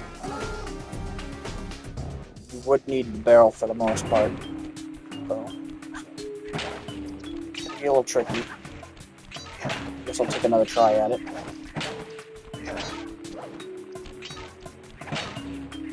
Again, I'm trying to fluff this episode out a little bit more too, because I did this all real quickly, and I want to have episode 2 be its own thing.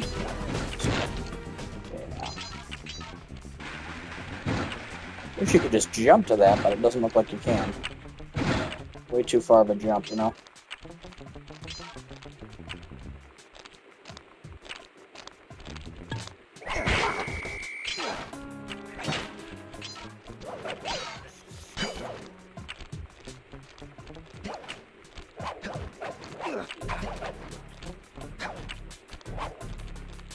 I'm tempted to look at how people do this themselves.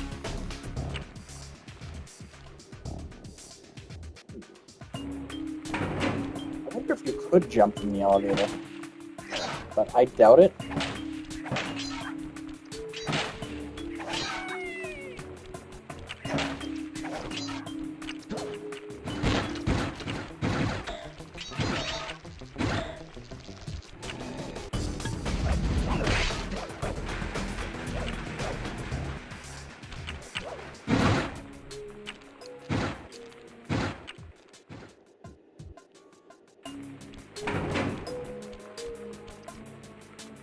Hang on, you know what? I'm gonna look to see if someone's like actually solved it for this level, real quick.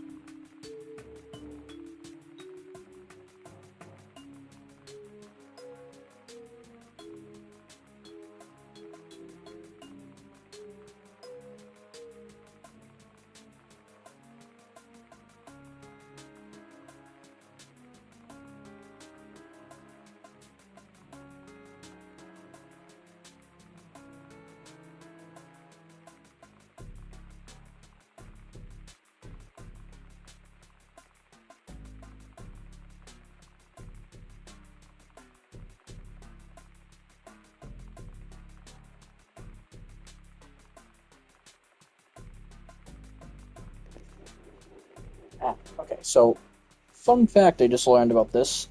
So the horseshoes in all the other versions of this game, when you pick up the Master Thief Sprint Hourglass, you keep your horseshoe. It's just different in this version for some reason where they take that from you. So, yeah.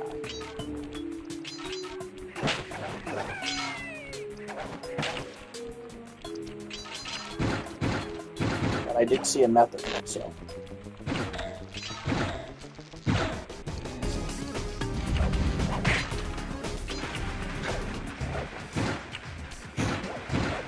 Yeah, I'm supposed to get the barrel, but I'll probably be fine with this. I mean, I saw how you're supposed to do this, and they said, someone even wrote in the video it's not possible in PS5 Remaster due to the horseshoe disappearing, but they didn't take it into account that you can do it if you can get the coins during the sprint. Okay. So now they got up there.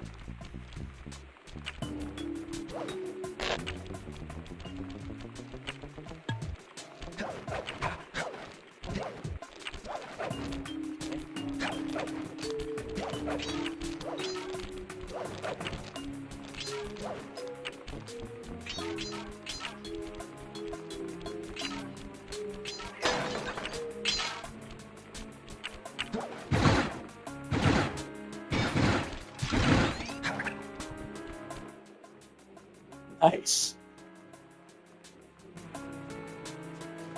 That's how you do this one. I think that puts me at 4 of these done.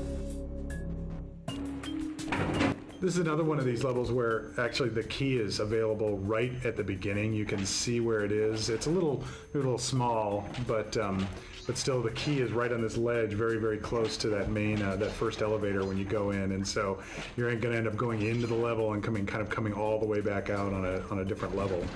Brian actually did some initial, like, kind of level layouts for this. Yes. And that's what got me started in the kind of really double-deckering the game path in here. And we did that in other places too, but this was like the first where we really did a serious double-decker, different types of kind of challenges on the top and the bottom. And right. And Hoagie also did on the texture maps for all the NPCs. Kind of, you really unified their kind of visual style in a really good way.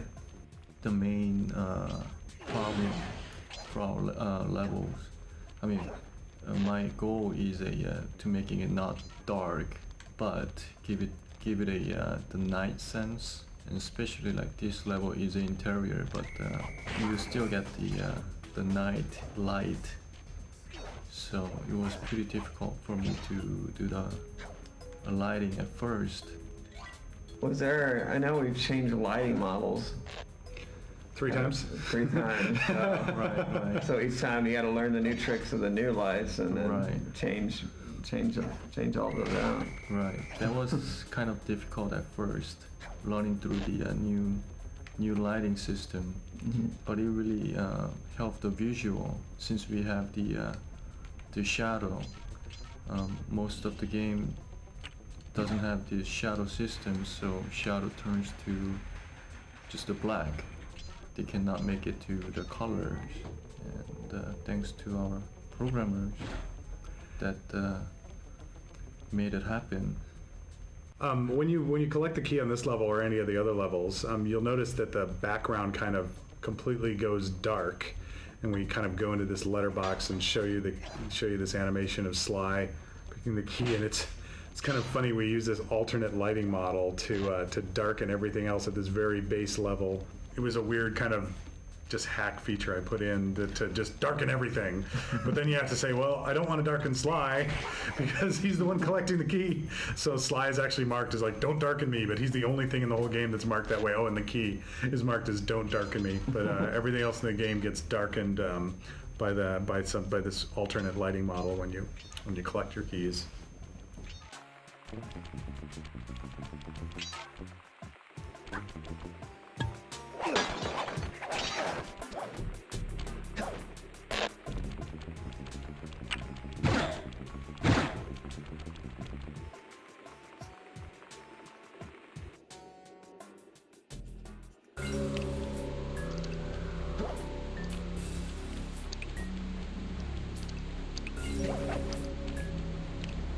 Wanted to pad this one out, and this is doing a good job. It's already been an extra 30 minutes.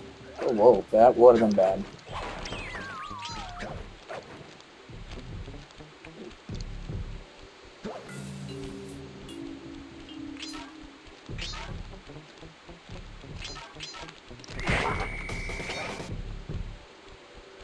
Let's get some lives back. It's a good thing this hub world has like 4 or 5 free lives just sitting around. Most of which aren't really a challenge to get to either, so...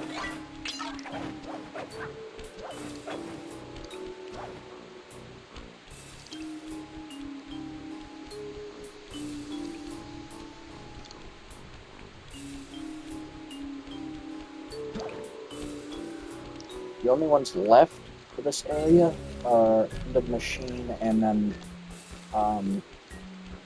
high class heist.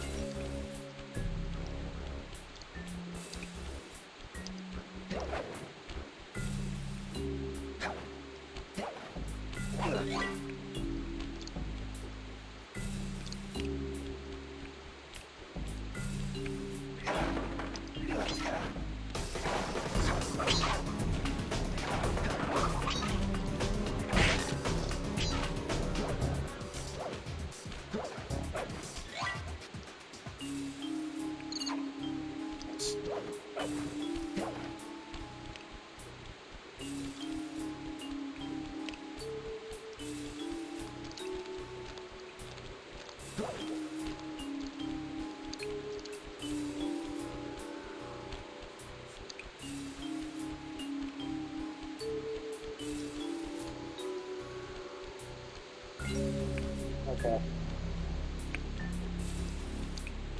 It's cool. I actually did find a bunch of people doing guides on how to do it on these. And, like I said, someone is actually looking at the guides to do these, and I guess people are commenting on them now that you actually have to do some of these for the achievements in this game. So, that's nice. I think I'll give this one a few shots, and if I can't do it, I'll look at the guide. And then I'll try to replicate it myself.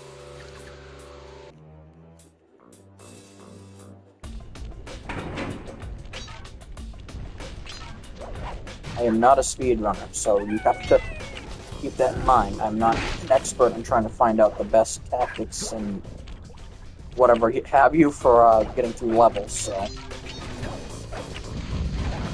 One thing I hate being is under time pressure.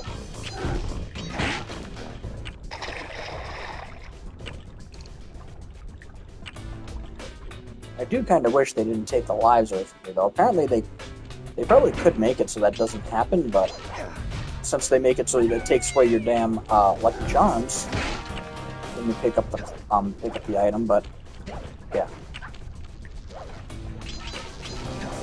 and so it wouldn't cost lives would be pretty great too.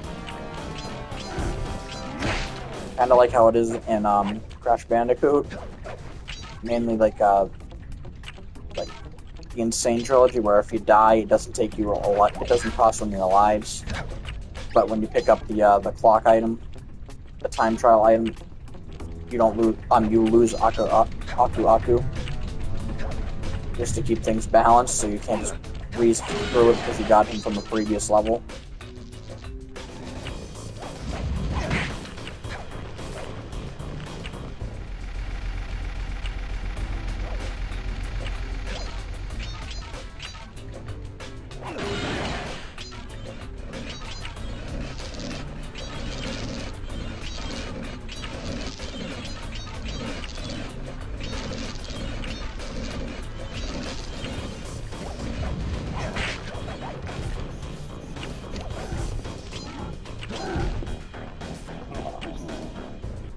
I got a little too cocky there.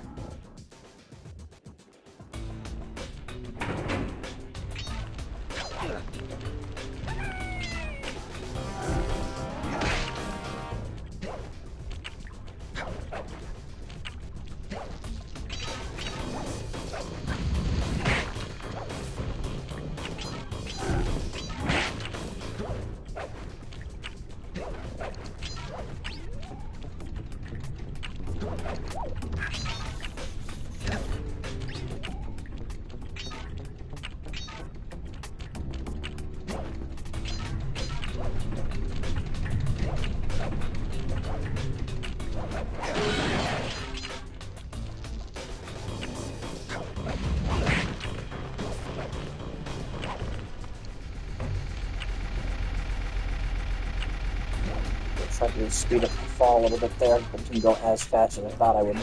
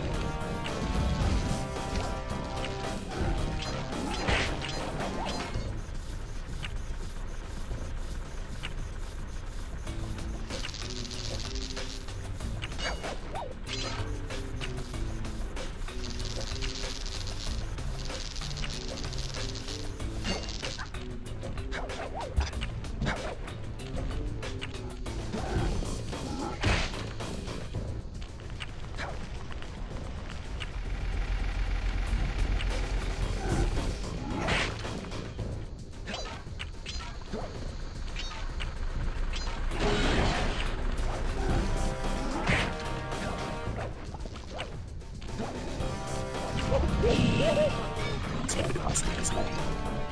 Oh yeah, gonna cost me big time there. Thanks, asshole.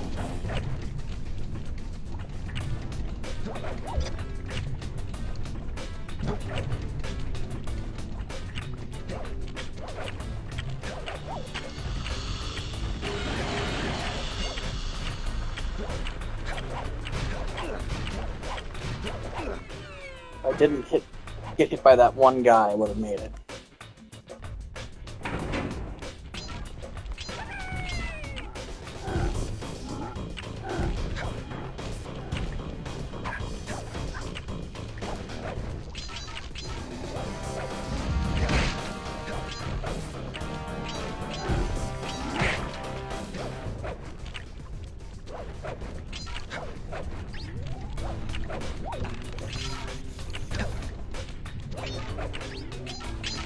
Oh, wow.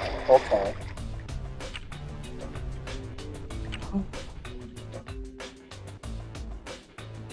This is a little nervous.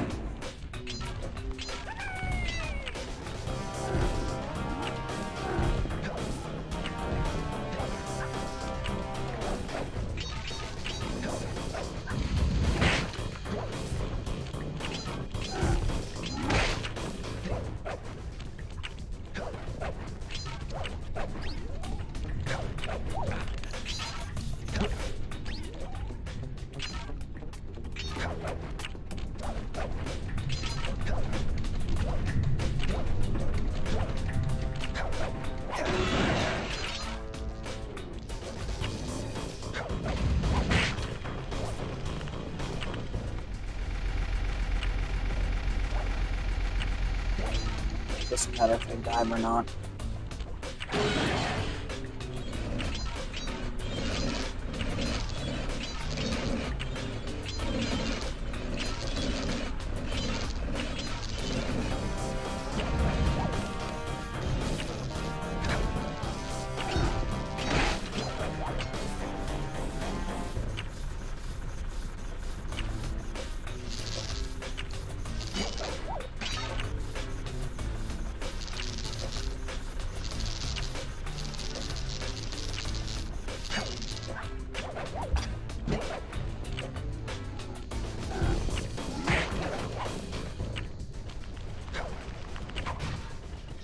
No.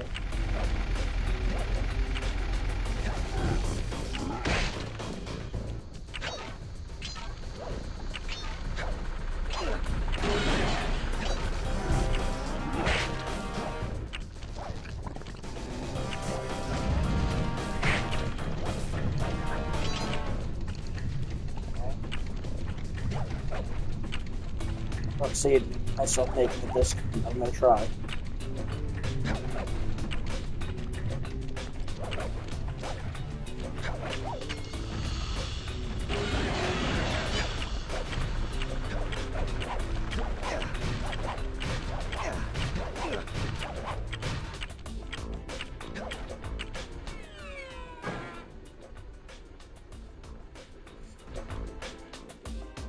Once more.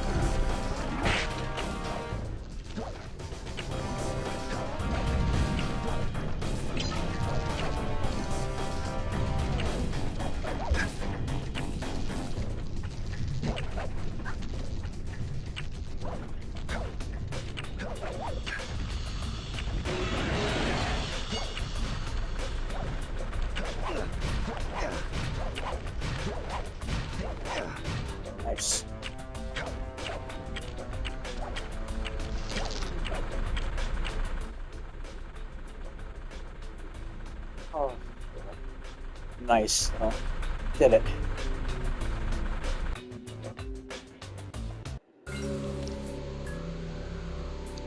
Probably only needs one more, if I'm not mistaken.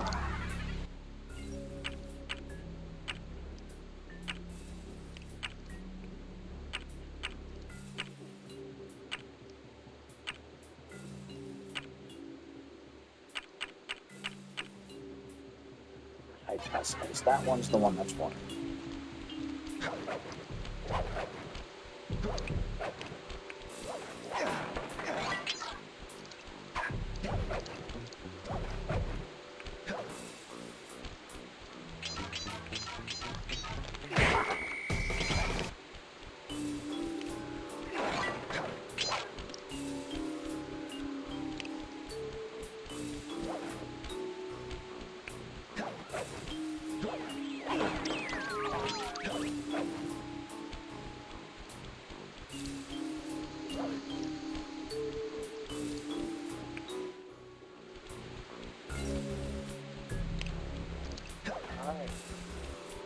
So I already tried this one. I'm just looking at a quick guide, and we'll do it from there. Doing that. Just 1 second, folks.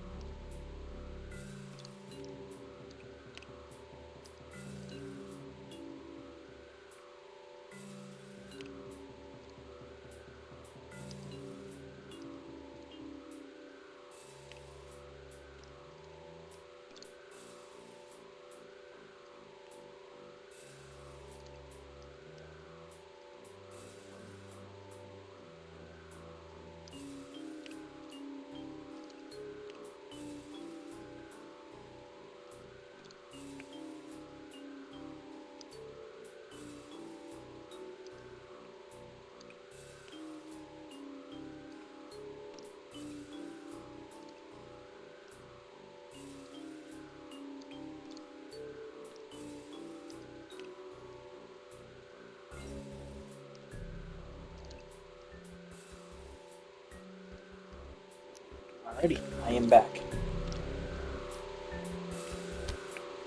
Oh boy. So I did have some right ideas the first time.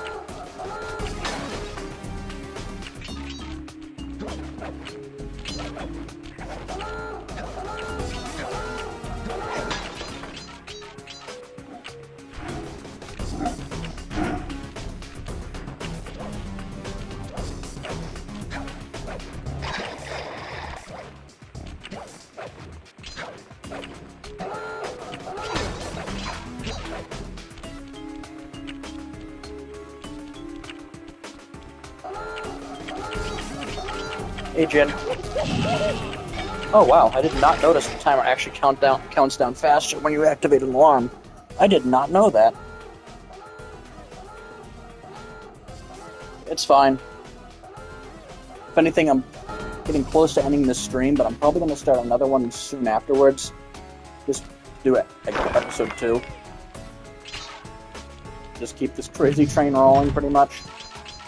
And believe me, I've been doing a lot of rolling this stream.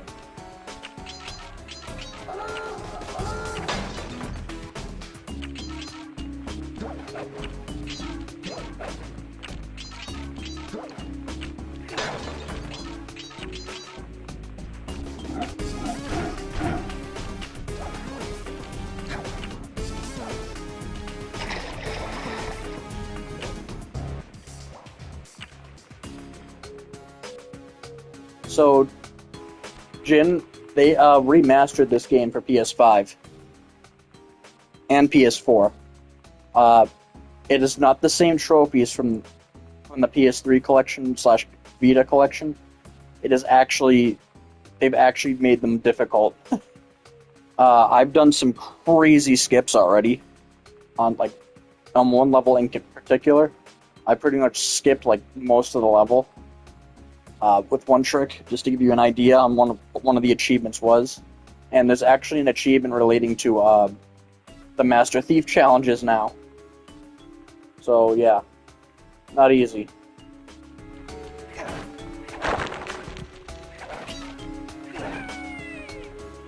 And they made these challenges way worse. That the fact that you can't when you start them, they take away your lucky charm. That was never a thing in the original.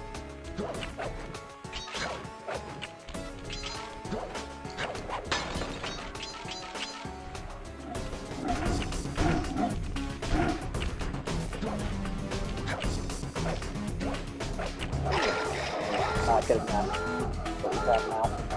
Rip. Okay, so I keep screwing up in that lily pad, so I'm gonna probably have to jump to another one and then jump back to that.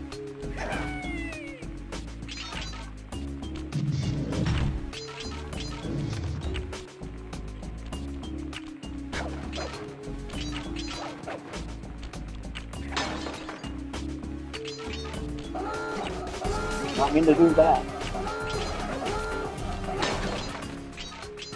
Okay.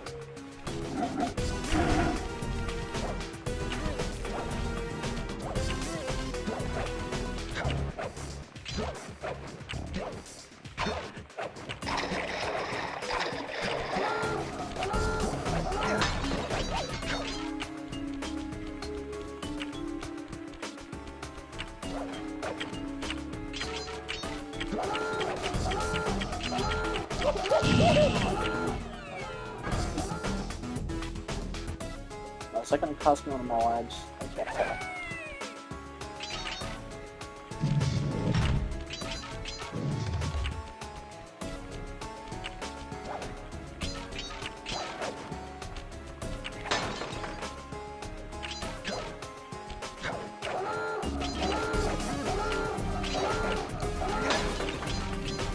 We got one of those.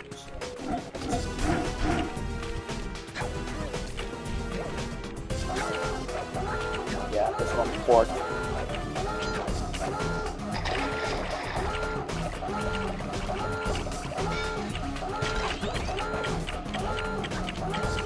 Let the timer run out. That way it doesn't cost me a life.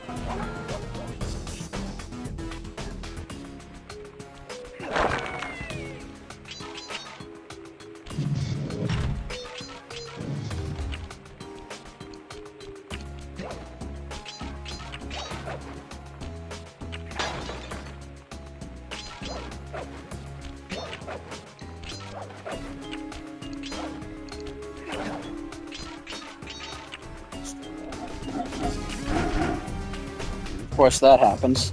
After flawlessly get through that part.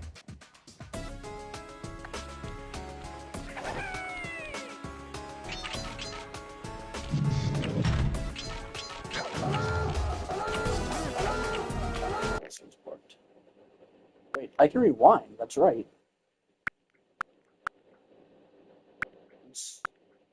Yeah, I don't know if I really want to do these, like do rewind, but I guess I'll try it once just for the sake since it's there.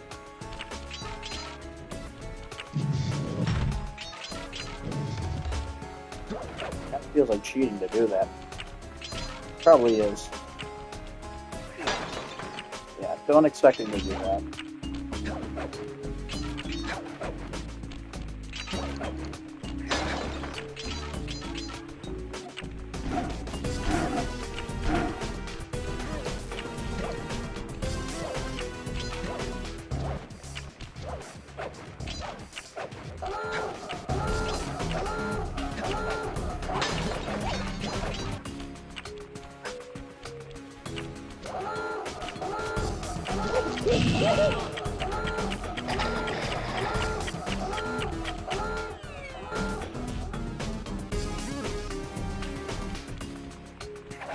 At least that didn't cost me a life.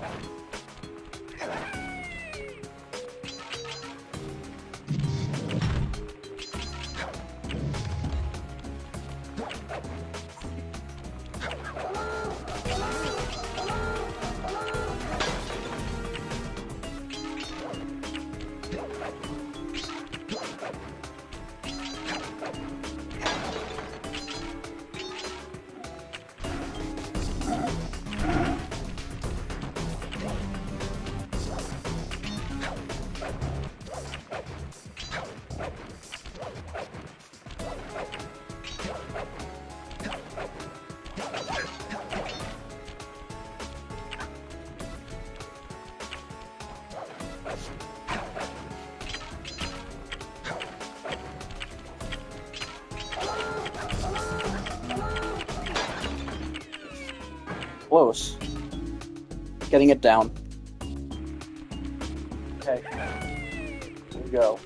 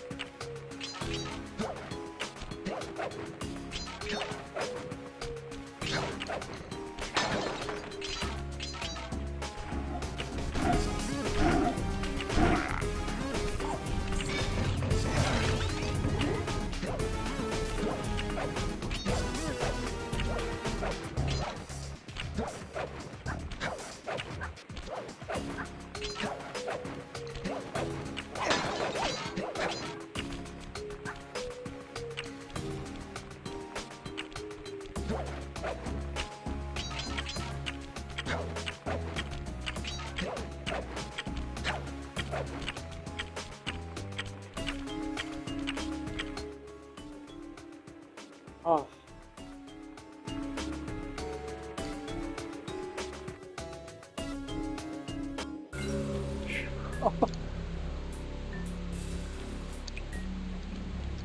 That's a lot of excitement in my heart today.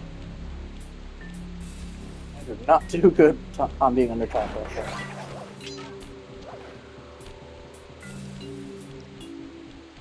But yeah, that's a good start towards that achievement.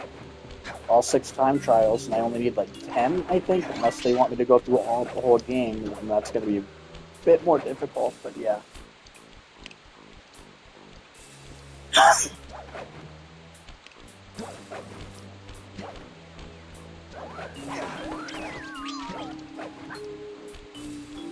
We'll get back to that bubble in just a second. I'm just trying to restock my lives up a bit, since that took a good portion of it.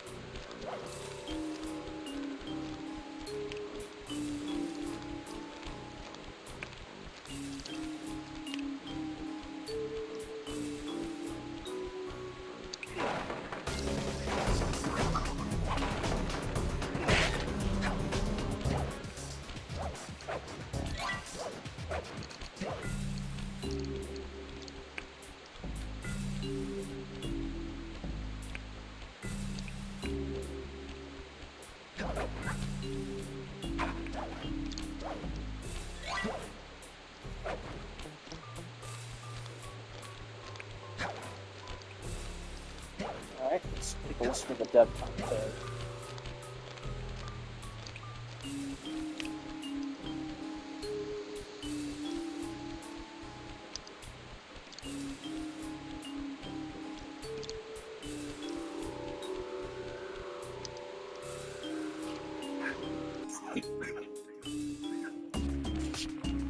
After doing the crankshaft level, we decided that it would be impossible to finish this game with levels that are that size. So we decided we were kind of in this mode where, okay, that was a regular big level, and we'll also do these smaller levels that are kind of bonusy. And we wanted to do one that was, you know, like just pretty much all secure, you know, as much security as I could put in. So this is kind of going to be a small security level, and it ended up being actually pretty good, great size. A good size. For security in the game, we decided to go with a kind of one free hit per system, I guess you could say, where they're kind of in sensor mode. They're yellow. And they don't actually cause damage to you if you trigger it, but it sets off the alarm and changes them to a damage, you know, this kind of red damaging state.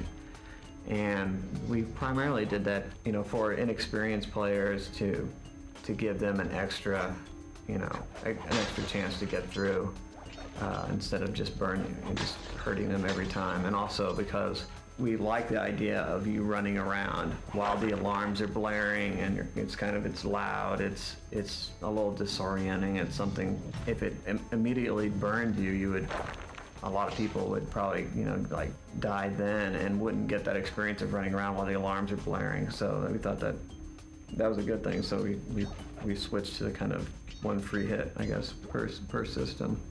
We were under really tight constraints. The challenges of creating this environment, one of our best traits is that we have a great way of communicating. So between the designer, modeler, and texturers, we made sure that whatever we were creating could get done in the time we had available. We really adjusted when we had to. We adjusted things in the model to work for gameplay. And then also before I did my final handoff, I really talked to the texture artist, because he had like a limited amount of time and said, hey, this is what I did.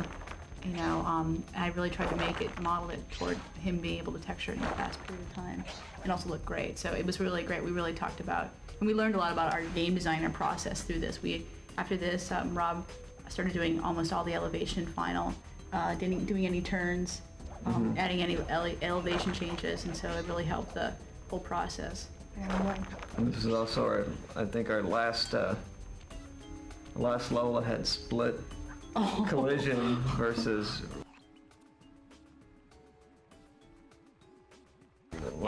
what you see on screen versus what you like, kind of the physics that you're running around on. So this really was a transition. Yeah, a transition from how we did levels, and it was. I think it really helped us get in a position where we could finish the game. Yeah, it's totally true. We could do stuff fast, yeah.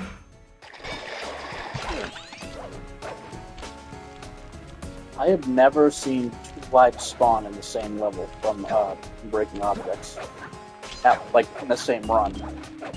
And the life popped out of that alarm. I was actually kind of surprised because I forgot that can happen. But then when I broke that one statue and another one popped out, I was kind of awestruck because it just seems like it's such a rare thing in this game for lives to drop like that. So usually you only get lives from like finding them or from like getting like 100 coins when you have 2 lucky charms. So the fact I just found 2 like that, plus the one that's already in this level, that's pretty nuts.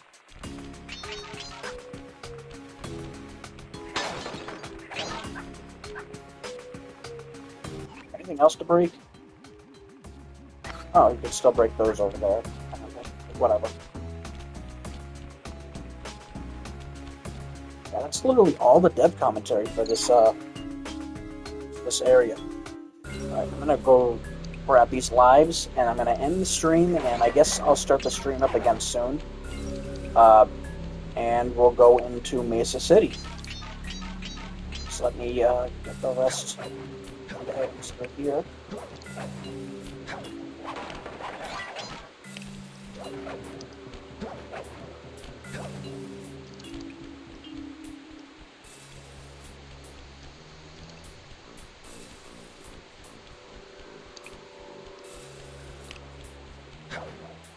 I've never had, like, this many Master Thief challenges done in a playthrough. Like, I'll be lucky if I even got one completed.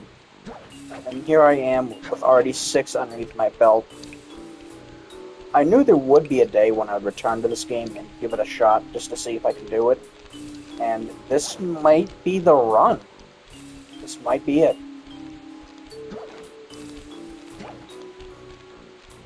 I know my my 6-year-old self would be like really happy about me doing this right now, so.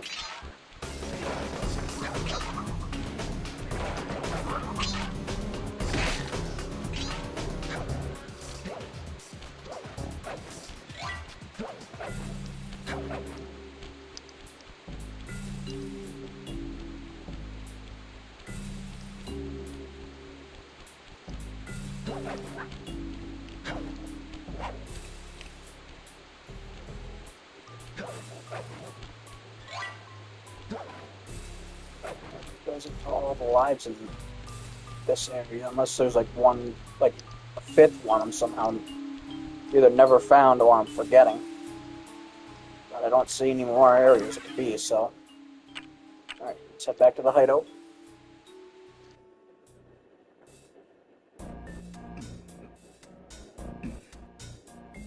Look at that. All 6 of the time Master Thief challenge is done. We're all set to go to Mesa City. This will be episode 2, which I'm gonna probably be doing soon. I've got nothing else better to do tonight, so. Alrighty, folks. I'll see you all soon. Until then, see you next game.